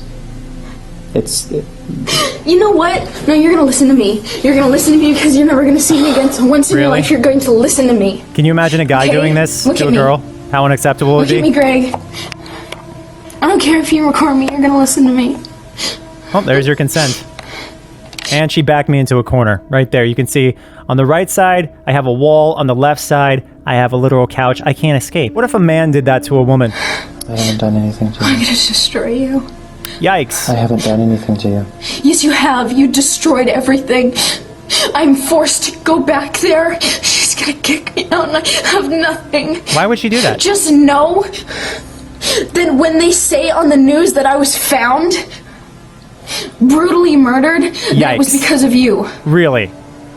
That's what psychos say. Look at me. We broke up. Look at me. I don't broke up. give a shit. Shiloh's former long-standing friend claims Shiloh was a liar. She claims Shiloh never stopped loving Onision. She claims Shiloh could not be trusted. She claims Onision gave Shiloh an easy life. She claimed Shiloh hurt Onision and hurt this person as well. She claims Shiloh is a toxic person. She claims Shiloh is manipulative. You don't even need to actually see this email to know it's true, but I'll show it to you anyway. Because obviously from these videos, Shiloh is incredibly toxic, incredibly dangerous. Ooh, Shiloh is apologizing, admitting to her lies, saying Onision is a good person, and this is just basically pointing out that these posts I've shown you are real because it's the same. She actually literally sent me the post, emailed it to me. She's like, look what I did. Look at that. I did this thing. Will you take me back now? Make another mistake? And no, I did not take her back that time. She cheated on me, got pregnant with someone else's baby. That's where I draw the line. There you go. That's the email she sent me. This is literally February 16, 2012. She says, I never meant to hurt you. I promise I was always faithful physically. Oh, that's real. That's great. You were faithful physically? Then how did you have a baby 9 months later, dude? Shiloh states a gang she used to be in, I don't even believe there was a gang, I think she made that up, is trying to physically hurt Onision as he called the cops on her and ran from her. So this is right after that video you saw earlier of the cops telling me, yeah, I should get away from her because she won't leave my house. And obviously she's scary to be around. Shiloh lies about being pregnant. She lied multiple times about being pregnant. She wasn't actually pregnant till months later. Shiloh again claims to love Onision despite making up a gang story and a pregnancy story. Shiloh admits to threatening to destroy Onision's life after he broke up with her. Shiloh claims to not want to negatively affect Onision's career despite actively trying to destroy Onision's career now in 2021. Shiloh admits she staged her rant shortly after Onision called the cops on her, as she said she had people listening to her on Skype. She leaves out that Onision had his aunt and his mom on speakerphone to witness her meltdown due to him breaking up with her right before he called the cops. And here this is. It's her admitting all that stuff that I just covered. Shiloh again admits she has severe memory issues. Shiloh admits if Onision wasn't in her life, she would be much worse off. Make up your mind, lady. Am I a monster or am I a great guy? You really need to figure that out. This video is taken out of context for the sake of implying that I was ever abusive. For people who don't understand clickbait titles, sarcasm, and dark humor, this video is exactly what Onision and Shiloh intended at the time. They got double the normal views for it, but it's now treated as if it's real, and it never was. Hey guys, so Halloween's coming up, and I wanted to know what you guys are being for Halloween. Greg and I decided that this year we'd go for realism, so he took the scissors to my ear in my sleep, and now I'm bleeding. So if you want to see that full video, she's obviously being sarcastic. Obviously no one took scissors to her in her sleep, but people took this video and they're like, this is real. This is a real video. Look at the blood. It's the fakest blood. It looks literally like paint. And people are saying, oh, because we're just going to cut out the whole first part of this video, the last part seemed a little bit more realistic because Onision and Shiloh are literally actors. Shiloh admits she is a ticking time bomb and that when she goes off, she hurts everyone around. Shiloh questions her own sanity. Shiloh writes Onision months after he stopped talking to her and still hasn't talked to her to this day. Shiloh admits she is proud of Onision. So she's writing July 2012. I haven't spoken to this woman since she failed to deliver my money that she owed me. That's the last time I spoke to her. So you got July 7th, 2012. And this woman who's just claiming to be, oh, woe is me, Onision's a monster, she writes me and says, I'm really proud of your video quality. She just wants me to know how proud of me she is, guys. This poor, helpless person who cheated on me, got pregnant with someone else's baby.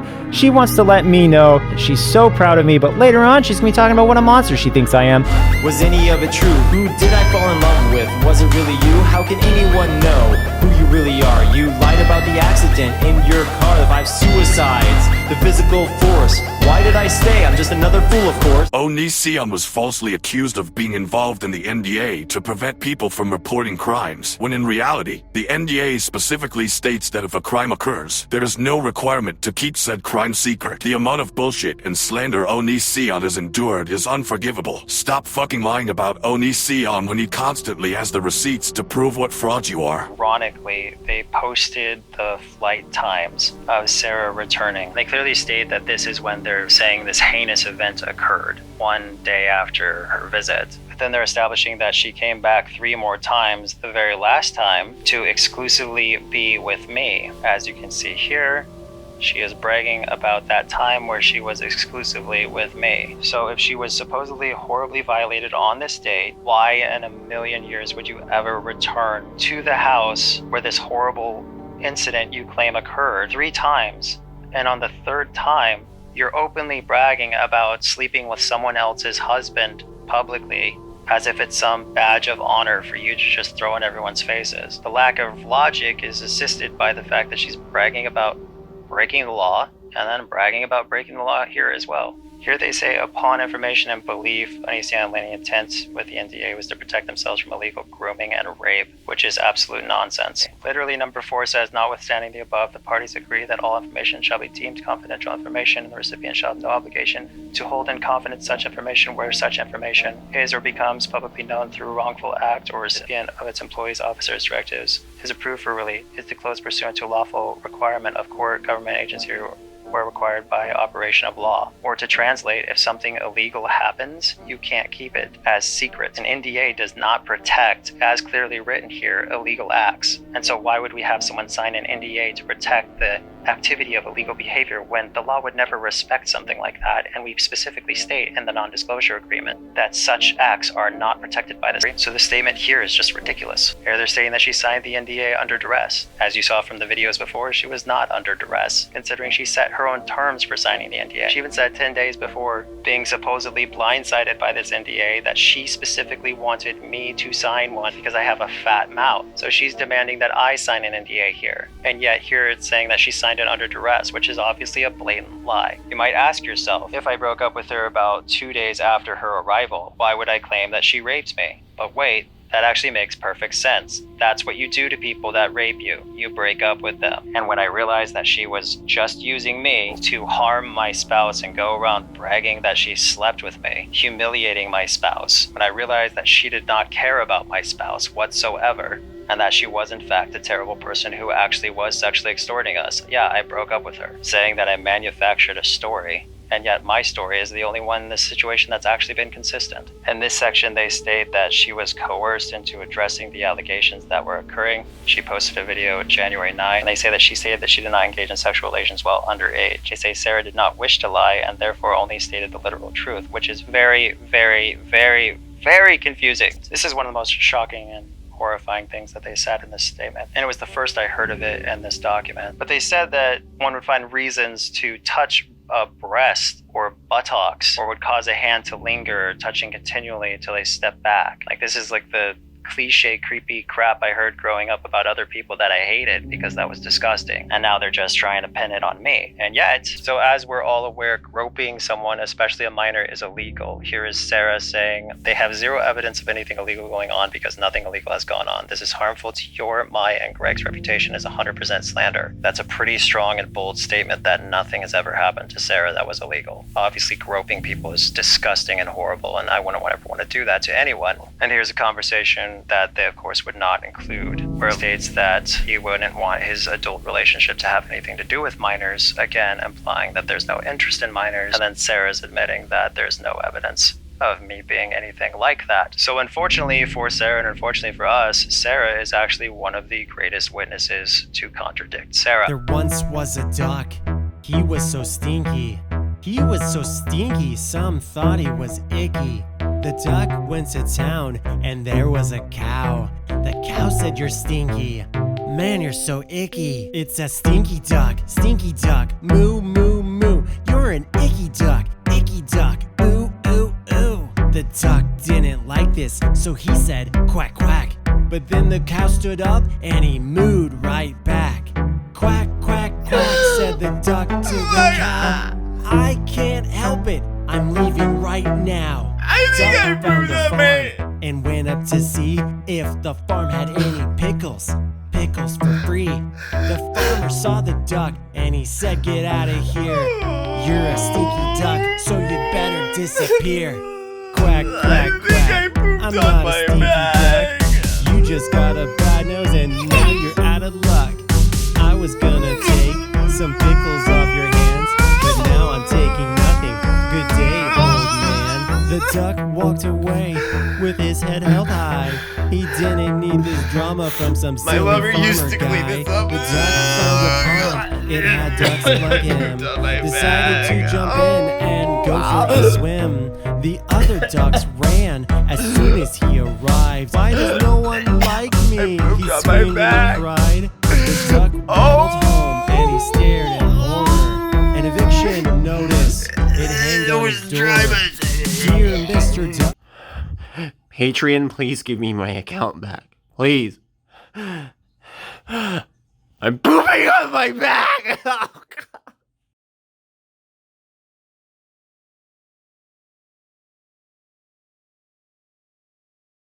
If it wasn't obvious enough, grooming means preparing someone for sexual intercourse when they are underage. Let's see how Onision treated Sarah when she was living next door to him in the mother-in-law suite. Yeah, no, he was mean to me. Like, the first time I ever met him was in September 2016. He was nice to me that trip. But then after I moved in with them, after the whole thing with Billy happened, and he was mean.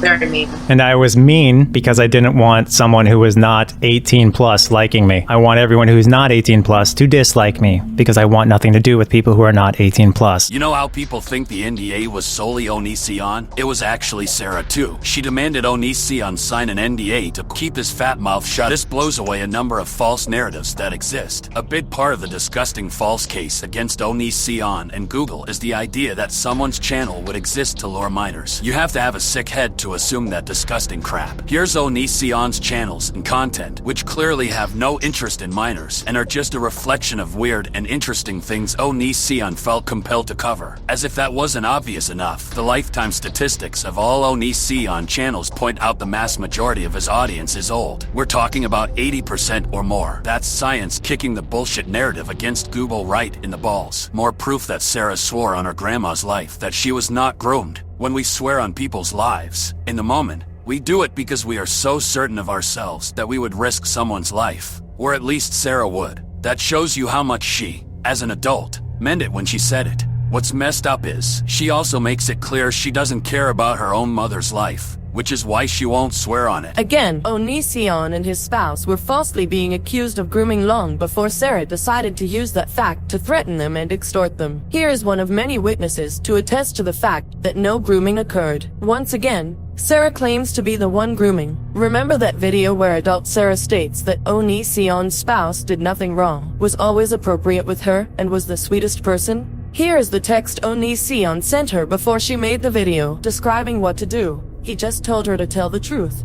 And later on legal documents, they confirm she did tell the truth. Which brings home that fact that Sarah socially victimized and slandered yet another innocent person later on. Here Sarah admits that Onision wanted nothing to do with scandals and would kick her out if there was any hint of anyone in the household being inappropriate. When I was 16 and Billy, Isla, and Kai were all downstairs, Greg came upstairs while I was laying on a beanbag scrolling through my phone, and he goes, that booty dough. What do you mean by that? What is this? He was Dylan. He was talking about my butt, and he was just making a comment, and I looked back at him like he was insane. And I had brought that comment up like a year later when I was living there again, and he said, he just freaked out. He was like, how could you think that I was, being serious? That was a joke. Like this is just like what was that Kevin Spacey stuff? The Kevin Spacey stuff had just come out, and he was like, this is just like the Kevin Spacey stuff. Like, I'm not gonna go down this road. Like, this could ruin me, and kicked me out. And I literally left within a day. Sarah repeatedly said Onision always bullied her. She also said he made fun of her butt. The fact she said he was always mean to her, and the fact he made fun of her butt, draws the obvious conclusion he was again bullying her because she was being a weirdo, sticking her butt up in the air while laying on a beanbag chair. The fact that Sarah manipulated that into something perverted is why she got kicked out, made Onision want to puke. It could not be made more painfully clear. Onision and his partner did not want to be with anyone who was not an adult. The sad fact of the matter is Onision made most all this information public long ago, but YouTube still took away his means to fully support his family as he once did. Twitch also took money Onision earned and withheld it from him because of Sarah. Onision lost hundreds of thousands of dollars and his career, and they celebrated her for it, despite the fact she had apologized for raping him. You're talking about a woman who admitted without any question that Onision did nothing to her. She described in detail how she knew she could never be with them, despite her wanting to. Their sympathy for the fact she had recently claimed to have been raped by what she called a quote black man unquote is what caused them to want to bring her back in their life, so they could help her, and that was her chance to blackmail them. Billy defended Onision and his spouse, saying they were not grooming anyone. She served as yet another witness to there being nothing wrong. Yet this person observed that Billy decided to change her story. What you should understand is, if you supported Onision, it meant social exile, and still does today. So for most people, there was only one choice: say Onision is a monster, or die. That is what the internet has become. Here is Sarah encouraging Onision's spouse to date a woman they were describing. This supports the idea that Sarah knew she herself had no chance. It cannot be stressed enough that even after Sarah turned 18, she was still rejected. This is the nuclear truth bomb so many people tried to hide from you. And can we be bluntly honest? If Onision or his partner wanted to be with Sarah in a state where age of consent is 16, why would they not just be with her if that is what they wanted? Why did they reject her for years? Even after she was 18, still reject her? They were not guardians. They were not legally associated with her whatsoever, yet they still had no interest in her. It comes down to the internet brainwashing people into thinking there is something wrong when nothing happened. It's so annoying to have to say over and over, but here's Sarah admitting that Onision told her to tell the truth in the video about his spouse, and then she told the truth, saying his spouse did nothing wrong and that she was never a victim of him. Go figure. Crazy how it was completely ignored, and Onision's spouse's life was destroyed regardless. Sarah admits Onision haters are liars, stating their claims Onision was ever her parent or guardian are false. Just like I told you. It's only a power of attorney, so technically, like, they weren't, like, actually foster parents to me or anything like that. And just a PSA, I didn't even sign the power of attorney. It had nothing to do with me. Countless sources established that Onision was innocent in the real world, but online, this evidence remains ignored. They wanted blood, not the truth. To get an idea of what Sarah and Onision's texts often looked like when she was not an adult, Sarah knew if she even tried to be inappropriate with them, she would be kicked out. Beyond a shadow of a doubt, this woman was not groomed. This is the full context of Onision explaining to Sarah how much power she has over their lives. They had recently refused to be with her, but were still friends with her. They were all adults and Sarah was asked to tell the truth about Onision's spouse so they would stop suffering. Sarah saw her power and would shortly after use it to blackmail them. Again, people online were stupid as hell. They once reported that Sarah was murdered, and when the police showed up, Sarah answered the door. Some people decided to copy this message out of context. The context was Onision's spouse joking about grooming someone to look like them, but the frauds only screen captured the one message, taking it completely out of context. That's how frauds operate. This is why Sarah later insisted they had never been inappropriate, because the context always explained everything. Joking that you're grooming someone to look like you is not grooming someone to sleep with you. That is why people removed what this was in reply to. God forbid you know the truth. In the police report, Sarah claims that she apparently just sends people unsolicited CP, which is disgusting. But at the same time, she states she has no actual proof that it happened. Incredibly convenient for her narrative. Her narrative, by the way, which is directly and utterly contradicted by the video she earlier made, stating no such thing happened. People are saying that we had sexual conversations or were planning on having sexual relations when I was underage, and we never did. But on the legal documents, they state that the video where she states it never happened was legit. So what is actually going on? Sarah again, insisting that Onision's spouse is innocent. Sarah admits she wasn't groomed as a 14 or 15-year-old, and states that she knew the age of consent was 16. Considering she already made it clear no one did anything to her when she was not an adult, what are we even talking about at this point? Also notice, by now, Sarah has changed a part of her story. More changes followed. Basically, it was agreed upon by them, and then they told me that they weren't gonna like have me visit or anything, and I agreed because I was like, oh, I get it, like, you know, you just want to be safe, like, you just don't want anybody to think anything's going on. Okay, right. for when I was 16 to go up there because the legal age of consent in Washington is 16. Looking back, did they groom you during this period of time in order to get you to go visit them?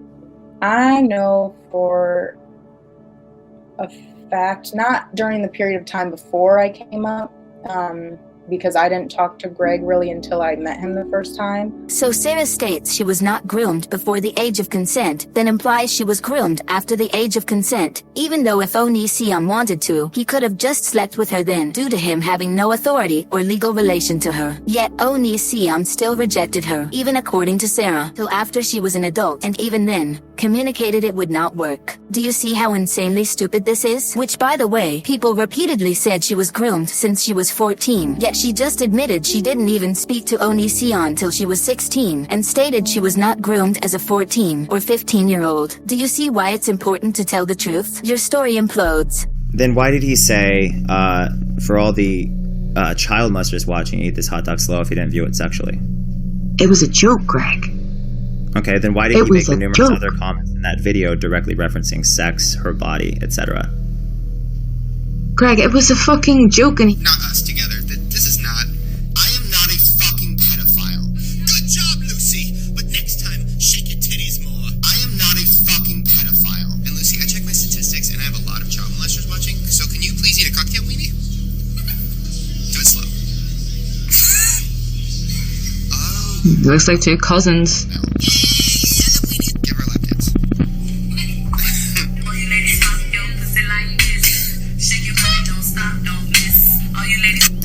Isn't it interesting how unamused this girl is by the 12-year-old dancing around her? You notice that? They're messing around.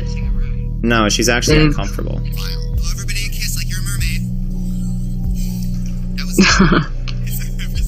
That was terrible. I would never have sex with you. I am not a fucking pedophile. Look at those titties. Oh, man. I am not a fucking pedophile. Jokes, jokes, jokes. Or why are you so wet? You should do to dry yourself up, go dance on top of that table over there. I am not a fucking pedophile. I mean, like, we don't want to... Yeah, we don't want to have sex with you yet. There we go. We don't want to have sex with you yet. There you go. Oh, come on, Greg. You are reaching. 5-year-old, 6-year-old know what Instagram is. We're just terrified. Second of all, I was embarrassed because, yes, I was, and it was a picture of my salad. And the 6-year-old girl goes, oh, how many followers do you have? I have 125,000. No. Her dick was almost as big as mine. Really? And I said, okay, little big dick, why do you have so many followers? And she goes, oh, I'm a cheerleader. And I'm like, oh, really?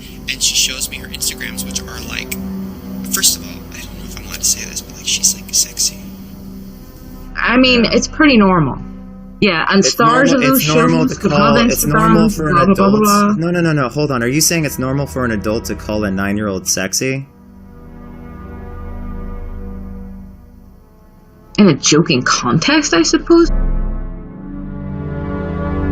Here is Sarah caught in a conversation where she is trying to figure out how to make money off destroying Onision's life. Sarah literally being paid for her part in destroying an innocent man. These notes Onision took during a 9-hour conversation with Sarah are of particular interest to many of you, as many of you donated to her. What does it feel like knowing Sarah scammed you? Probably not nearly as bad as what she did to Onision and his partner. Someone working on the inside with Chris Hansen outed Chris Hansen for lying. He also stated Regina and Sarah were doing the interviews for money. Onision kept all the emails from this insider, and they exposed what a fraud this entire campaign against Onision was. The fact that Sarah and Regina wanted to be paid to destroy someone's life is insane. Sarah also scammed all of you out of over $1,000 by asking you all to replace her $250 laptop with one that cost 20 times more. She stated there was content on the laptop that was supposedly illegal, but years later, literally nothing came of it, and now she has a free $1,500 thanks to all of you trusting her over Onision, who had no GoFundMe at all. Here Sarah is talking about the black man she accused of rape to gain sympathy from Onision so you would let her back into his life. truth. She stated the black man tried to put his genitals in her butt, but couldn't, and so he used the other part of her for the violation. She told Onision this because Onision and her tried anal together, and she said she was glad that it was him and not the other man. Side note, kind of weird that after Sarah went public, she apparently got a talent manager. Why? WTF. Here you can see the people who are spreading lies about Onision were getting paid to do so. This is corruption to its core. Here's Hansen talking about how much money he is making off these Onision slanderers. The entire thing was another evil scheme by Chris Hansen, the well-known con man. This document was posted to public drama sites. A lot of people question whether or not it was legitimate. However, it's difficult to understand why anyone would make this if it was not real. Apparently, people were being paid to appear on national TV to slander Onision and forced to sign NDAs so they could not talk about the fact they were paid. However, Sarah already made it clear to Onision that she was paid, because as you know, Sarah has no respect for legal agreements she makes with others. Stop and imagine all the things people do for money. Now ask yourself if people would lie about someone who rejected them or dumped them for money. This is why you can't pay people in exchange for them saying horrible things about other people, because they will.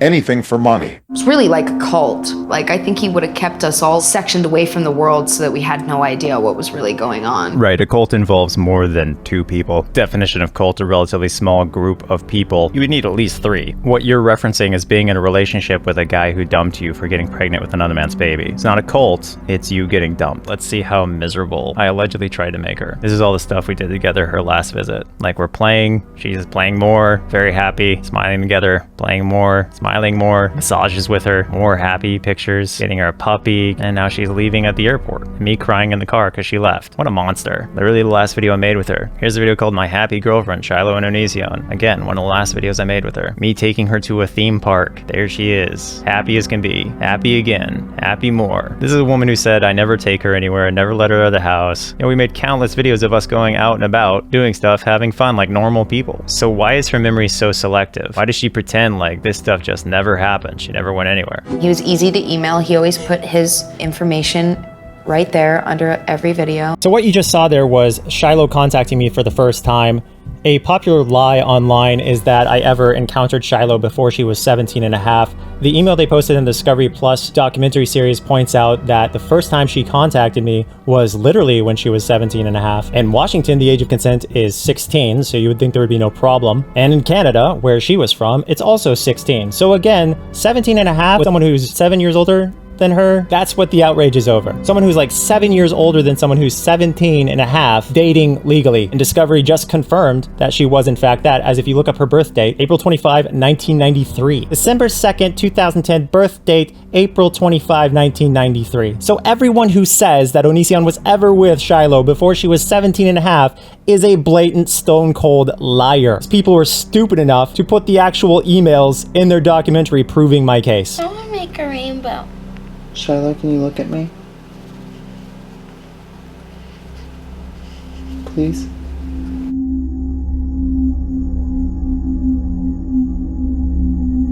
Why are you shaking your hand? I'm not. Give it to me. Give me your hand. I am. Give me your hand. I am. Okay, this is you.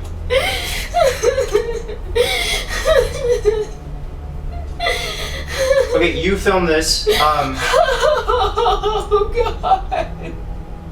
What is going on? This is you. Look at it. That's you right there. That's you, and that's me. That's you, and see, there's you. I look like I'm on drugs. You've been having a lot of memory loss problems lately, and that's why you had this issue. I need some proof of my age. Okay, I'll give you proof of your...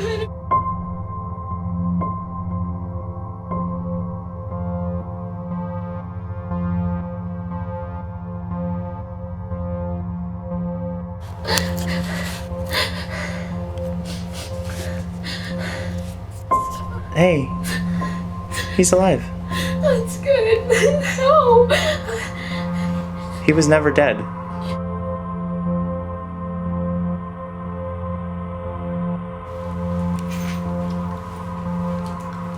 How's the vegan cheese?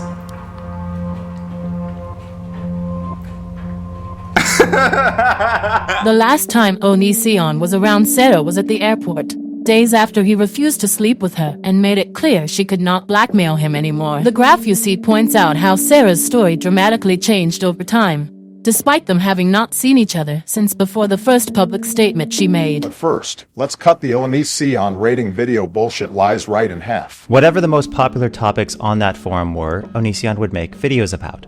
It was repeatedly stated that these had to be YouTube-appropriate concepts. The forums regularly demanded you be an adult in order to submit content. A lot of people will tell you that body image videos or rating videos, etc. were Onision's idea, but as you can clearly see from facts and reality right in front of you, it was actually you, the audience, who demanded those videos be created. In fact, it was so painfully obvious that the videos Onision was making were perfectly fine, that other people willfully participated, because as they admitted, they thoroughly enjoyed the videos that were created of this topic. I don't want to say curvy, but she's like skinny curvy. Out of the 4 options, I would say just skinny. Really? What's this girl look like? I'd say more curvy. She's good. She says she's skinny, but it's pretty obvious. When I think of skinny, I think of like no curvature at all. Girl is intensely skinny. I'd recommend a good 10 pounds on you. You'd probably like want to be that skinny. Is it weird that I was like, I don't really see a problem? Yeah, no. You need more weight than that. The reason you need more weight than that is so all your bodily functions can be at optimal levels. You don't hear about girls that are 150 pounds having problems with their menstrual cycle or anything like that. You hear about girls who are like 100 pounds having problems with their menstrual cycle. And this girl looks like she's about 100. This is skinny. Definitely, Yeah. duh. Skinny with boobs. And you know she's not curvy because she's like having to push out her hip a little bit. If you're curvy, you can just stand there and it's obvious. Damn, it's like 100% goals. The motivation of those videos was painfully obvious, and you can see how it was blown way out of proportion because people wanted a witch to burn, especially if it made them money burning it. The recently canceled Blair White once went after Onision, implying that the following was an image that was inappropriate that she could not show her audience. She lied to you. I'm not going to tell you how old I really am because I'm in a few videos of you and it would cause your problems. Ha ha ha, I'm under 18. I think we should just all sit in silence. That's exactly the post that she got this from. And she's not going to show you the image because the girl in the image is fully clothed, completely fine. It didn't matter to Blair White all the people that Onision helped. It didn't matter all the good that Onision did. All that mattered was that Blair White could frame someone, start a witch hunt, and make money in the process. As some of you know, Blair White was recently canceled for allegedly once again trying to ruin another person's life by framing them for Google AdSense money. And this is Blair White apologizing for doing pretty much no research, going off rumors. She also admits to the AdSense money that she has been making. Blair White knowingly lied to you, and the damage to Onision's career lives on. Reclaim Shoot, my friend. my ground. She felt the need to reclaim her ground, i.e. her territory, i.e. her control over my love life. And they say I'm the controlling one. He bought me a ticket back to Seattle. Why would you say Seattle? Your memory sucks, bro. You guys question me all the time, but here's the receipt. She said I flew her to Seattle. No, when she was a grown adult who lied about her pregnancy just so she could get back with me, I flew her to Los Angeles. How do you not even remember the city you flew to? Why is your memory so bad? Here's one of the things she sent me to try to get me to take her back. And I actually think I did call her to check on her, make sure she was okay. Turned out she was lying about that too. Pretty horrible lie if you ask me. When the doula said she was pregnant, she had only been back for 5 or 6 weeks tops. So that's why I question my father's status. This is what happens when you search for it. It says Rogue was the made-up child of Greg and Shiloh. They're again referencing probably that photo. The fetus was real, but the Rogue photo was not. So that's again Discovery Plus posting things completely and utterly out of context. Lainey sent me a thirst trap. Are you serious? Someone showing you their belly button when they're wearing boxers is a thirst trap? When was this? This had to have been... What's that background? That background is from the Puyallup house that we lived in. And we moved into the Puyallup house, I think it was 2015. So that means you were 19 and Kai was 21. The house in the background, we only lived in it when Kai was 20 something. And that means that you were within 2 years of that age. And on top of that, you're talking about a photo of someone in their boxers. You're an idiot. 17 when things started slowing down, inching towards 18. That makes no sense. That's a literal lie. These photos were from a Puyallup house, okay? You said that you were actually 15 in 2012. We closed on that house in Puyallup in 2015. which means Kai was 21 and you lying piece of shit scumbag, were 19 years old. I'm showing you the closing records, the closing on the house that you're saying Kai was texting you photos at. This background is to the Puyallup house. So at the very, very, very soonest, Kai was 21 fucking years old. Right here, 5 years ago, is apparently Kai's first video ever on his channel. Where was Kai 5 years ago? This is the Lakewood house. We were living in the Lakewood house. Very big rental. We're paying $3,000 a month for it. You scan through all of these, still in Lakewood house, still in Lakewood house. This is still the Lakewood house right here. The earliest video I can find is right here. Harley Quinn cosplay. And do you know how old Kai was? The earliest video I could find from that house? 20 fucking 1, which makes you 19. What a piece of shit. What made our sisterhood was the trauma that we went through. Okay, hold on, Shiloh. If you look at this screen cap, it's Billy saying, fuck Regina, fuck Shiloh too, I'm so angry and can do nothing about it. Also, Sarah specifically wanted to be left out of the documentary, so when Shiloh talks about a sisterhood, she's a downright liar. They don't get along for good reason. Shiloh is a certified psychopath. I actually used all the references to establish how insanely messed up Chris Hansen is. He's trying to say that I'm slandering him, so I decided to actually drop the receipts. Type out this fake email. What is this? That's not the exchange at all. Convenient they left out the date too. When me and him first started talking back and forth, he was in Seattle, Washington, and I was in Toronto. Incorrect. I was in Tacoma, Washington. This woman who's already been proven to literally lie, make up an entire fake baby called Rogue, post a fake picture of someone else's baby saying it's hers. Loving memory of Rogue, rest in peace, little man. This woman who would lie about a premature baby that she actually got in trouble for posting the photo of, trying to be a credible source of information when she doesn't even know where I live. Here's a receipt from me filing for divorce on December 20th, me paying for all the expenses of the initial divorce process. And at the bottom, you see shipping summary, address, Gregory Daniel, and you see at the bottom, Tacoma, Washington. This is the disgusting and sadistic Regina. A woman Onision doesn't even know, maliciously targeting and threatening Onision on social media. Regina had lawyers harassing Onision. When Onision repeatedly informed them he didn't even know Regina, they showed no compassion or consideration whatsoever. Their only goal was to extort an innocent man and get their own cut of a settlement over people who were victimizing him. Thing is, Onision refused to be extorted again. Regina, claiming to be traumatized, openly states she is not doing good when Hansen asks how she's doing. I'm great, how are you? Just kidding. She's doing great. You can tell with her huge smile. Is she acting as a victim would act, or someone who just gained a larger following on Chatterbait? Regina claims now to have trauma from Onision's partner, yet here she is, with a 3-year age gap, and a full-grown adult, showing no trauma whatsoever as she talks to the person she claimed was horrible. Again, Onision never kept track of all the people his partner associated with online, so when he said he didn't know Regina, the shoe fit. Here's Regina telling Onision to die. She is a sick and disgusting person. I was 12 when I first discovered Onision. I was struggling with my mental health at the time and found a video of his of why you should not kill yourself. Why you should not kill yourself. Yes, sir. And why did that resonate with you? I was struggling with my health physically and mentally. And what he said in the video originally was encouraging as to why I should not kill myself, which I was heavily considering at age 12. Here's Regina trying to get Onision to lose his ability to support his family. Here's Regina openly harassing and body-shaming Onision's partner. Here's Regina promoting her pornographic content. Regina once again establishing that she is a sadistic and disgusting person. I was heavily bullied in school as a kid, as well as I have something called Hashimoto's hyperthyroiditis. It's a mouthful to say. And Hashimoto's is commonly coupled with depression as well. Now that I look back at it, it was shaming people out of killing themselves, but at the time it seemed to me as giving reasons why it would be stupid to kill myself.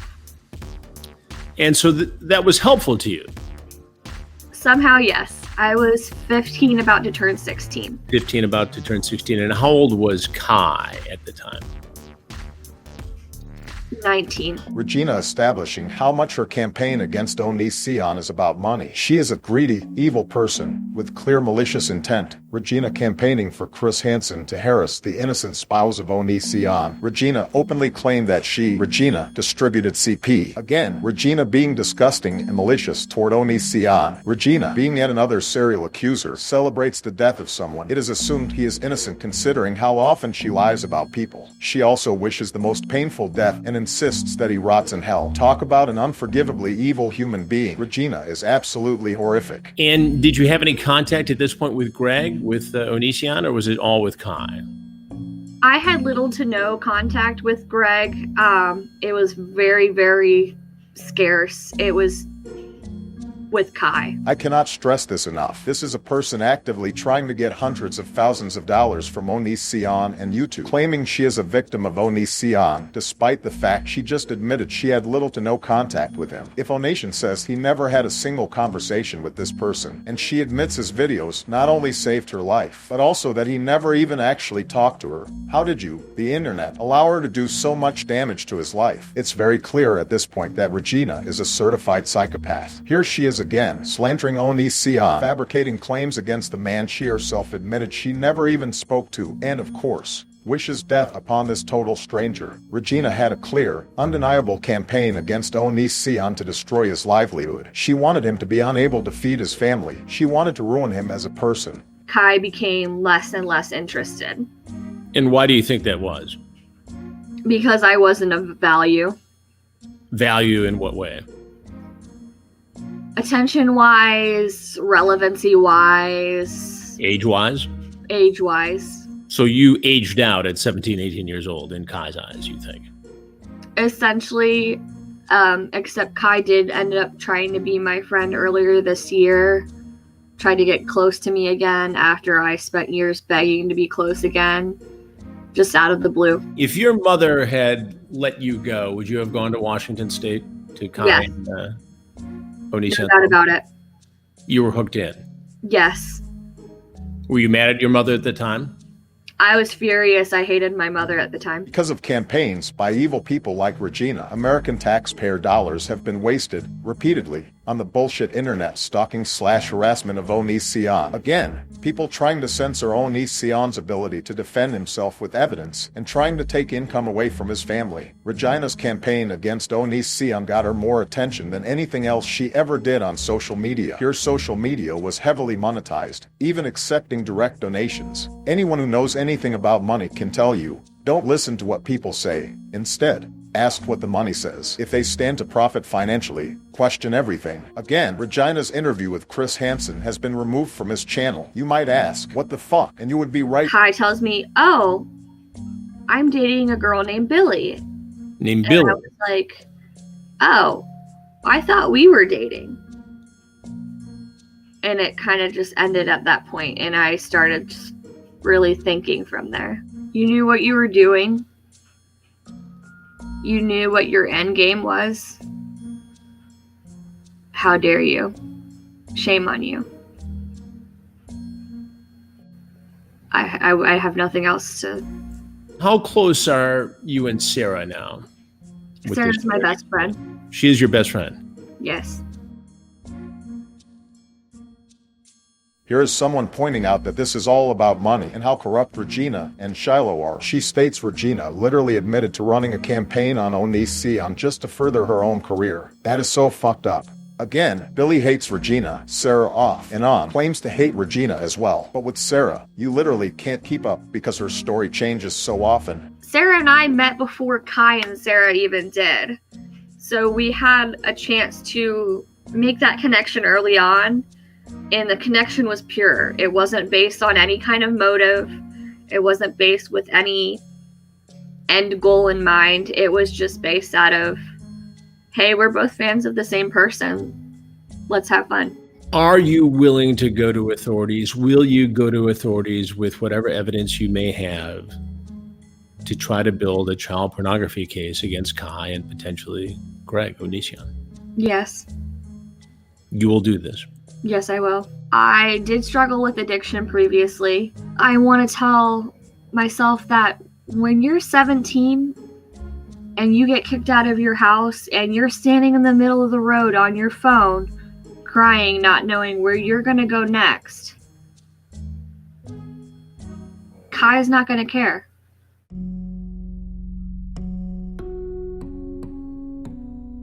Reminder that because Regina didn't even know Onision, this is all really about Onision's partner, who has a 3-year age gap. Onision's partner never dated or had any real interest in Regina. That much is obvious if you just look at her. But even so, the age gap being tiny, this is without a doubt the biggest crock of bullshit the internet ever let a scumbag like her get away with. You, the internet, helped create the monster that is Regina. And this is a chatter bait model we're talking about. Someone who chose to make a living on a site where people jerk off live for money. The real benefit of this campaign against Onision was to get more people to pay her to jerk off on camera. The level of obvious evil here is cringe-worthy. Her logo is literally paying tribute to Satan himself. How did you people not take a fucking hint? Did they ever, Onision and Kai, ask you to recruit other young women?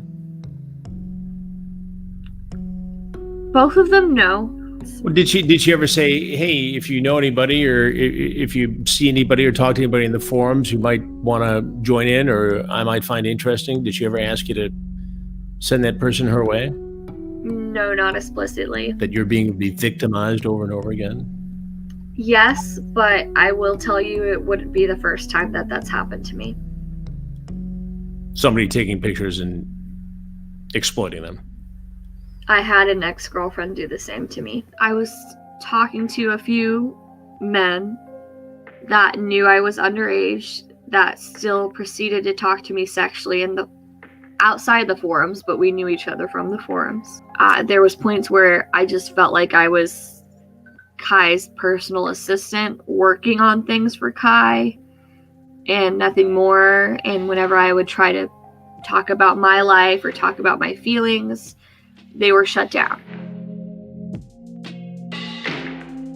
Regina claimed that Onision's spouse was interested in flying her out and having sex with her, and she claims her mom stopped the flight. Yet here she admits that Onision's spouse was told she, Regina, was homeless, and she states Onision's spouse didn't give a shit. This debunks the claim that Onision's spouse wanted Regina to fly out and was stopped by a mom, as once the mom kicked Regina out, Onision's spouse still refused to fly her out. I noticed something in the last clip that is hilarious. Regina posted this text herself, which again, destroys her own narrative. She claims she was a victim of Onision's spouse, yet in her text to Onision's spouse, years after the time frame she claimed she was a victim, she's actively saying she loves Onision's spouse. This is an adult, who stated she was a victim as a minor, as an adult, claiming she loves the person she was a victim of. Onision's spouse, again, never even met Regina, and Onision himself was a stranger to Regina. Why is she saying she loves the person she later tried to destroy the life of despite having never even met them? Why is this person such an inconsistent,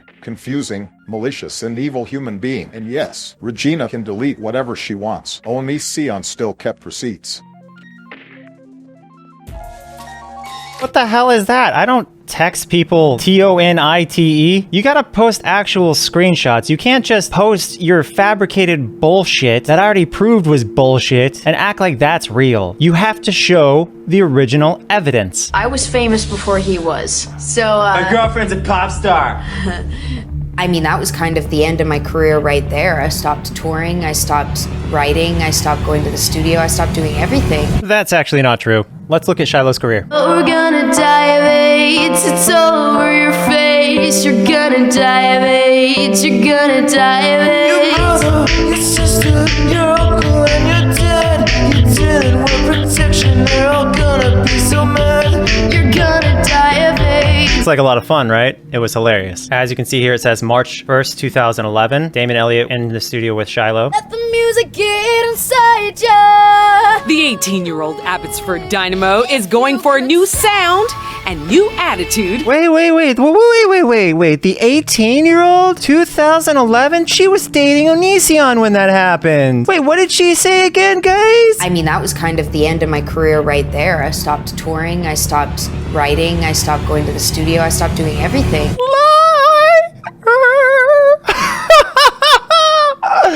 Oh my god! god! This is why you don't lie! She's saying that the end of her career was her dating me, and yet here she is, while dating me, working with Damon Elliott in the studio on Entertainment Canada. March 1st, 2011 is when this specific video went online. Shiloh just stone cold lied to you guys. I was sitting there, I'm like, dun dun dun dun, and he's like, oh, that's really cool. So that's kind of how we write things. Wait. She's in 2011 dating me and she's saying that's how she writes things? But I thought she said she didn't write anymore. I stopped touring, I stopped writing. This is Damon Elliott. A number of emails he sent me. In 2018, 6 years after I dumped Shiloh for cheating on me, he says, hey bro, I miss you. Call me. In 2012, right after I dumped Shiloh for cheating on me, he says, what's up, Greg? Hey, Greg, I'd love to do a skit with you again. Damon Elliott, her own music producer, took my side over Shiloh. The guy who knows Shiloh personally described her as evil. And now you know she's not only a proven liar, but the music producer she pretends she never worked with, who she's on camera working with because she said her career was over so she couldn't have worked with them. That dude's on my side too. Go figure. Here's Damon Elliott apologizing to me after I broke up with Shiloh. And here's Damon Elliott, Shiloh's former music producer, talking to me literally right after the breakup. He said, dude, I'm glad you finally see the truth. We are not perfect, none of us. I am so sorry that Shiloh, cheated on you. And he's apologizing for his own behavior as well. He ensures me that he's an honest person and he wishes me well. Here is an actual flight itinerary down to LA so Shiloh could go to a recording studio on a daily basis. I stopped touring, I stopped writing, I stopped going to the studio, I stopped doing everything. And that's why you keep receipts. So when someone tries to do a documentary on you that's purely slanderous, you get to prove that they're full of crap and the pathological liar that you literally dumped them for being. Discovery Plus, you are guilty of publishing confirmed slander. It's beyond denying at this point. I was dressed as the literal Joker while making the statements I made to her. You didn't get that included, did you? That I was dressed as the Joker when I was doing this. Dressed as the Joker. It's candy corn. We just finished a comedy sketch. So dressed as the Joker, I say the following. You know this video is never going to be online, right? Obviously a joke because we literally did put it online right after I said that. I was dressed as the Joker, making a joke. No one will ever know how much I abuse you. It's ridiculous that you think you'll be successful. Dressed as the Joker, me telling someone dressed as Harley Quinn that I, the Joker, abuse Harley Quinn. Now roll the bloopers, which completely prove she was not mad at all and she knew it was a joke. You gonna cry? You gonna cry? You gonna be super sad? You like all my life didn't work out how I wanted? Pay attention. Exact same background, exact same costumes, exact same event. And this is what happened literally after everyone was talking about abuse happening when it literally didn't. But recent Shiloh doesn't remember younger Shiloh. Some story got made up along the way, didn't it? So when you play I was drugged and then you click on it and you show this clip, this is all they showed. They just showed this part right here, approaching someone. She's pretending to be drugged. This case. Wow. And then it goes to Chris Hansen. A life of its own. What did that have to do with anything? A comedy sketch out of context to make it look criminal, cut to Chris Hansen.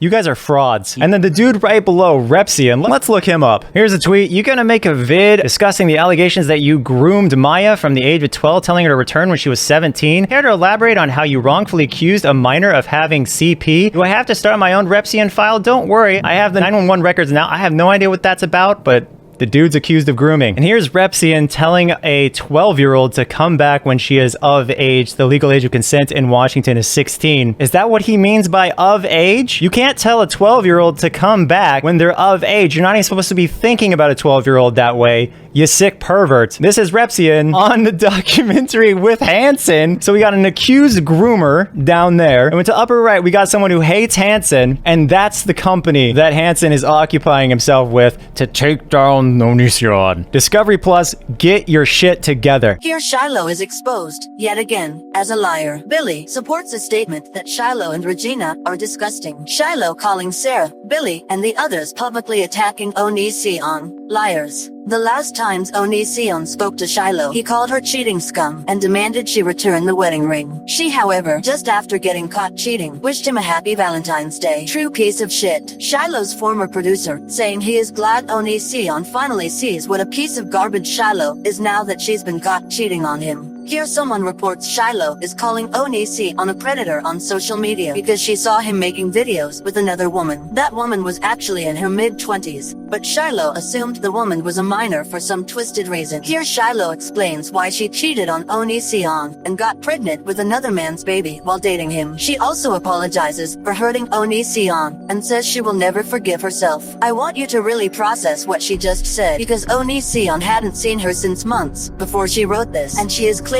to be the real piece of shit in the relationship. Yet a decade later, her narrative changed completely. Again, I want you to seriously process what you are reading. Shiloh admitted she is a fraud, is begging for forgiveness from Onision, yet Discovery Plus did a whole documentary around Shiloh being a supposed victim, leaving out completely her long apology, her cheating on Onision, the fact he regularly dumped her for being a liar and degenerate. Even Sarah admitted she begged Onision for forgiveness. Remember, Onision's response to Shiloh cheating on him and getting pregnant with another man's baby while lying to him and accepting thousands of dollars to support her while she cheated on him. Well, his response was somewhat hilarious. He basically tells Shiloh, the cheating liar, that she can go fuck herself. Notice that once Onision tells her to go fuck herself, her narrative starts to change. A hard lesson Onision learned very slowly. Hell has no fury, like a person rejected. Shiloh promises to pay Onision back the thousands of dollars she took from him while actively cheating on him. Spoiler alert, she never paid him back. Shiloh still begging Onision to speak to her. She has changed her story since. While Onision's story has maintained to this day, a year after Onision dumped Shiloh for cheating on him, she is trying to reach out to him yet again. Little does she know,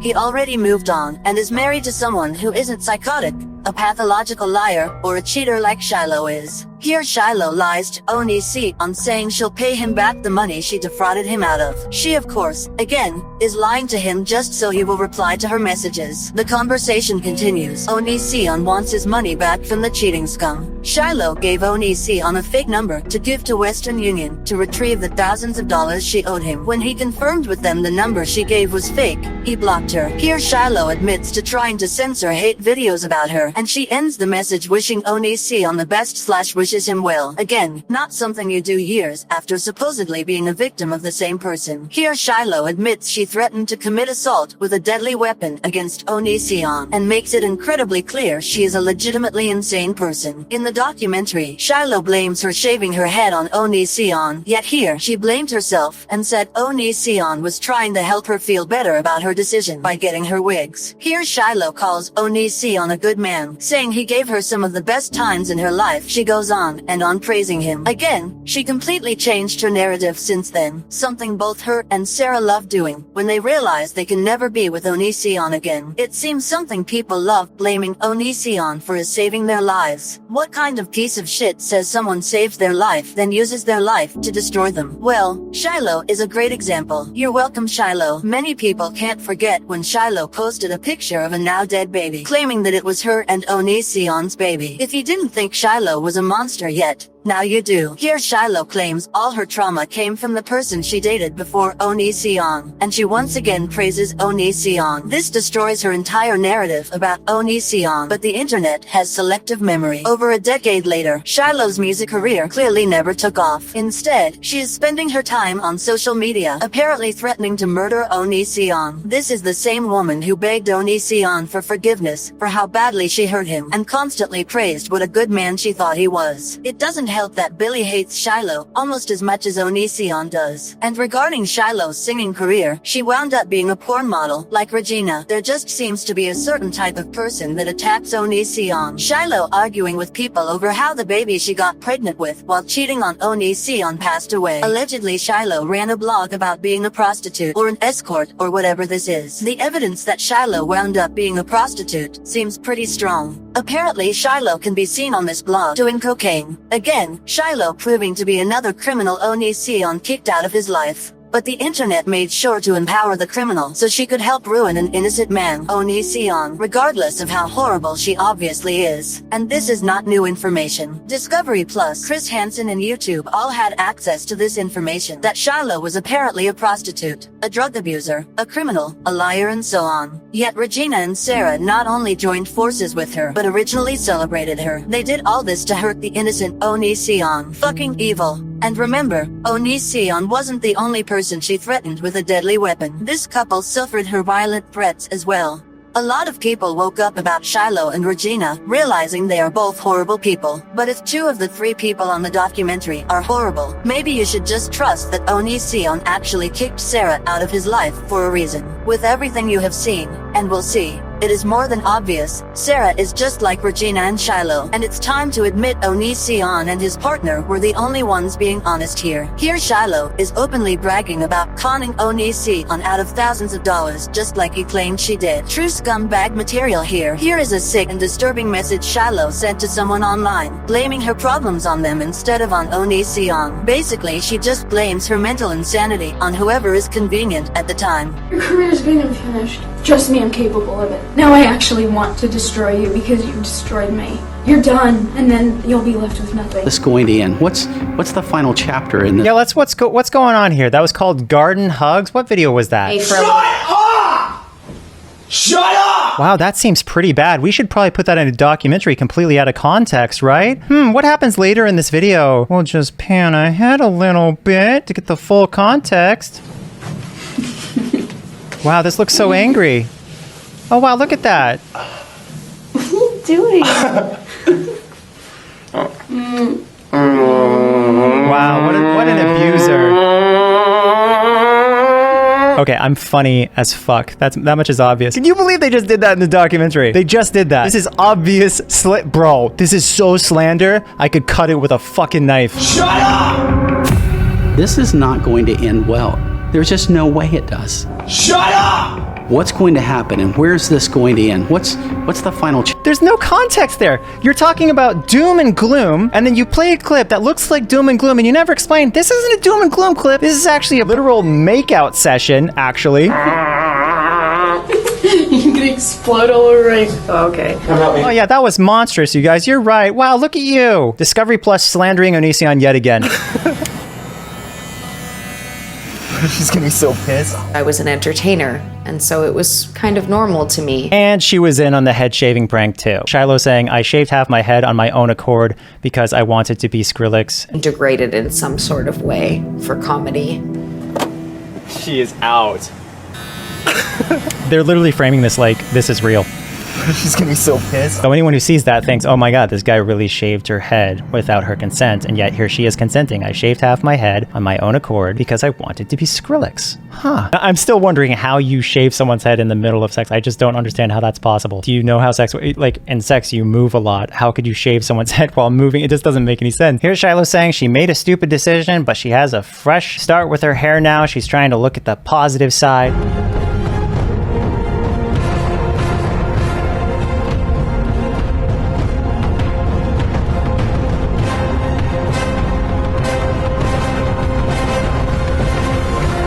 Clearly a person who didn't want to be in that situation, and with the smile, the joy in her face. Yeah, let's just frame it like you don't have a smirk on your face. Let's just frame it like it's always the guy who has the penis's fault. Real quick reminder, this is Patient Zero, aka Shiloh, saying the fake blood was an act, and she said that the underhanded picture says it all. And it says, no one will ever know how much I abuse you. But the problem is that was in a joke video about being abused right after a Joker sketch where I was abusing her as the Joker and she was dressed as Harley Quinn. And then, of course, once again, these bloopers.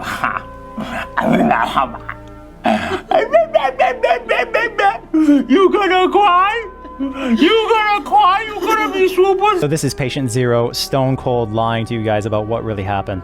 Stone cold. But that's Discovery Plus for you. They don't give a fuck about the truth. Here's the first part of that video, which they left out because it establishes that it's clearly a bit. So Halloween's coming up, and I wanted to know what you guys are being for Halloween.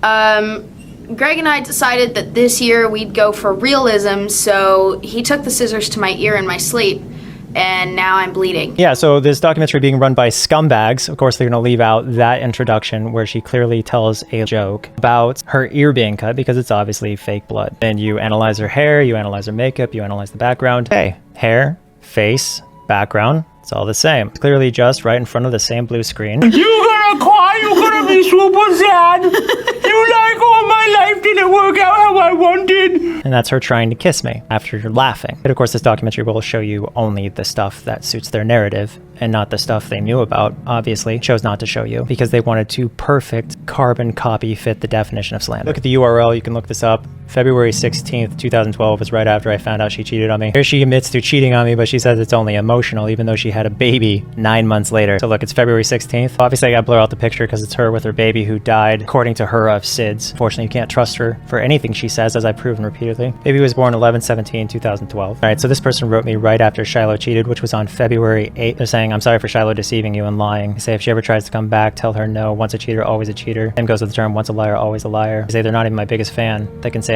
I'm much better than this. All right, so we have it confirmed that it was before or on February 8th because that's the soonest people talk about it in my email. All right, so the conclusion is 283 days distance and pregnancy lasts about 280. And that's just the average. You're talking about a person who either hopped in the sack right after or hopped in the sack before. And this is paired with her boyfriend already bragging about having sex with her, which is why I broke up with her in the first place. That facial expression she has, it matches her personality. Good job, Discovery Plus. You got yourself a real winner. Here's Regina wishing suffering on Onision's partner as a sadist does. Regina also admits she has a drug problem, which is a huge reason why Onision's partner wanted nothing to do with Regina, as Regina is the one who doesn't care about the law. The irony is that Regina, of all people, defended Onision's partner, confirming neither was ever a guardian. Good going, Regina. This didn't age well, did it? Regina pointing out that countless people tried to seduce Onision, pretending to be minors, yet Onision ignored all of them. Hilarious how their theories about Onision keep bombing. Again, whiplash. This is Regina the exact same year defending Onision's spouse and Sarah. Hilarious how Regina supported something she later said was predatory. If the lie was true, and it was predatory, this is her getting caught red-handed supporting a predatory relationship. Either Onision's spouse was not predatory, and Regina is just lying now, or it was, and Regina is a predator enabler. No matter how you look at it, Regina is screwed. Here's Regina doxing Onision's private full name, and laughing because she harassed him online so much that he blocked her. It's not giving victim, it's giving psychopath. Again, Sarah laid everything out repeatedly via text. She wasn't groomed, she wasn't a victim, and she herself pushed for this all to happen. So bad that she resorted to sexually extorting them to get what she, Sarah, wanted. Sick and fucked up. Reminder that Regina is a shining example of how #MeToo can be abused and ruin lives. Make no mistake, with Sarah's help, a multi-billion-dollar company, Discovery Plus, destroyed Onision's life. His family members saw those fucked up TV show ads, and because many of them believe whatever they see on TV, they abandon his entire family. That includes his Onision's children. You're talking about irreparable damage, because Sarah is a sociopath liar. Speaking of horrible people who like to change the story after you rejected them, this person's name is Maya. She looks just like Shiloh and was in her mid-20s. As you can see, she wrote an essay about how wrong she is, and how sorry she is for what she did to Onision. She is saying she wants to try to have a dating relationship with Onision and his partner. She says she wished she could have spent more time with them, and ends it with a heart emoji. So how does Onision respond to this person creating needless stress and being toxic? There you go. Onision telling this person that they don't want to have to deal with her toxic behavior anymore. But guess what? This person thought Onision didn't keep this text, so she tried to make accusations about him publicly. Every time she did, Onision just posted her text, talking about how sorry she was, and how she didn't mean to hurt Onision and his partner the way she did. See, originally, all she did was praise Onision and his partner. She pursued a relationship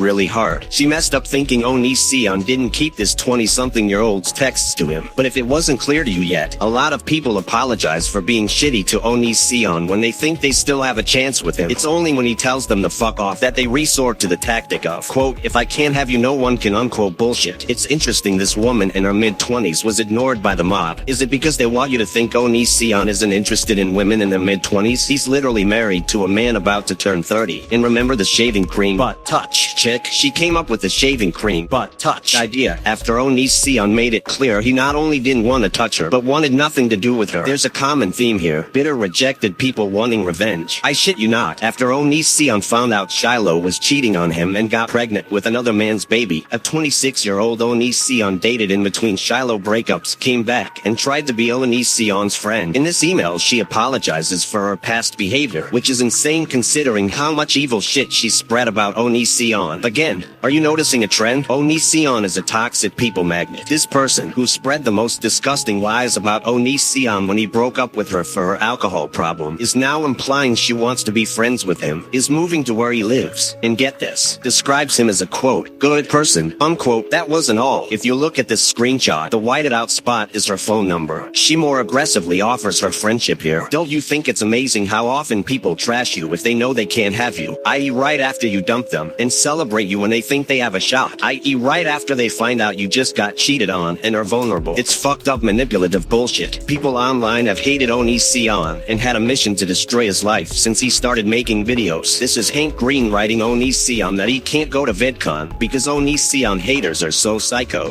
They're threatening his safety. Why? Because Onision made controversial healthy diet videos and anti-religion videos back then. The last time Onision had a conversation with his ex-sister-in-law, they were planning to make videos together again. He hadn't seen her since about 5 years before this email. As you can see, she says she still thinks of him as family. As you can see here, Onision's former sister-in-law gives him her phone number. This is 5 years after Onision left her sister. Regardless, she's inviting Onision to meet her husband and plans to make videos with him again.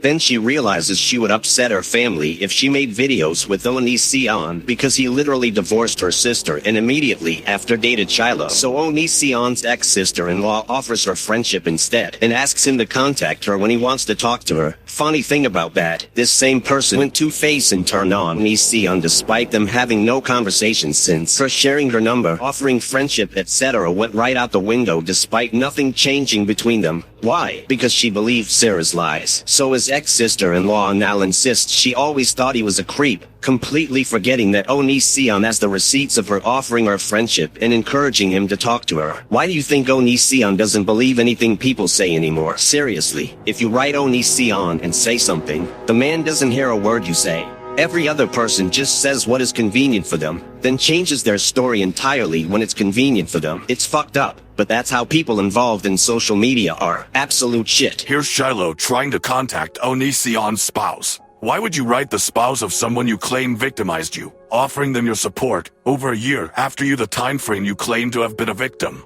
Shiloh flops yet again. Think about it. This documentary is about allegedly all these people that I've dated, yet I've only ever called the cops on you, dude. Think about that. Sorry, to be fair, I've also called the cops on Chris Hansen. And you're both on the same show. That's crazy. After you literally said you expect the worst to come from what you've done and you frankly deserve it. After you said that, because I caught you cheating on me, getting pregnant with someone else's baby, you admit that you deserve the worst. You say you still love me even after I dump you. Now here's a music video I made years ago, completely debunking Hansen's asinine speculation that my channels would ever have any interest in targeting minors, as obviously I fucking hate them. That doesn't really match the Chris Hansen narrative, but it's okay. He'll ignore it, just like he ignores the fact that he home-wrecked his own family by cheating on his wife with much, much younger women. Hypocrite. Enjoy. Oh, looky here, what a sad little squid. Says Onision's audience is just little kids. Hey, guess what, bitch? That's not true. I've got millions of fans, twice as old as you. And smart, too. They actually passed high school. Yeah, assume they're stupid. Man, you're acting like a fool. Blogging and vlogging, look at you constantly hating. You're so obsessed, it's obvious that to my picture masturbating. People wanna hate. People wanna shit. Go ahead and throw a fit. You're just another idiot. People wanna hate. I'm making bitches mad. Go ahead and curse my name. You're just a free ad. People wanna hate, people wanna shit. Go ahead and throw a fit, you're just another idiot. People wanna hate, I'm making bitches mad. Go ahead and curse my name, you're just a free ad. Dear Onision, can I get an interview? To clear things up about what happened to you.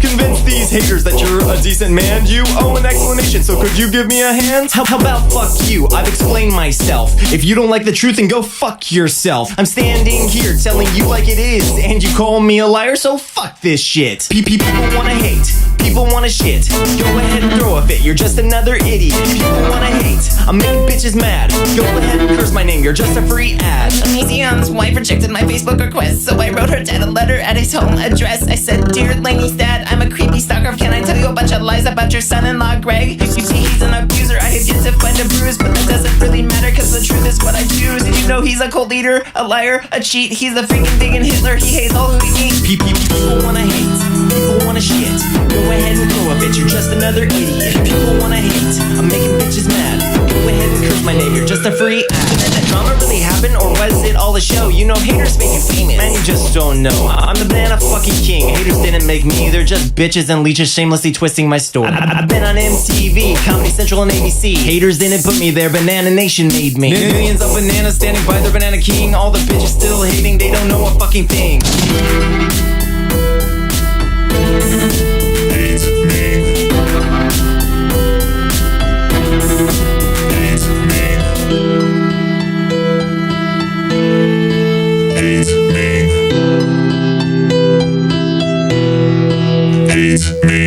Sarah and I are both deeply disturbed.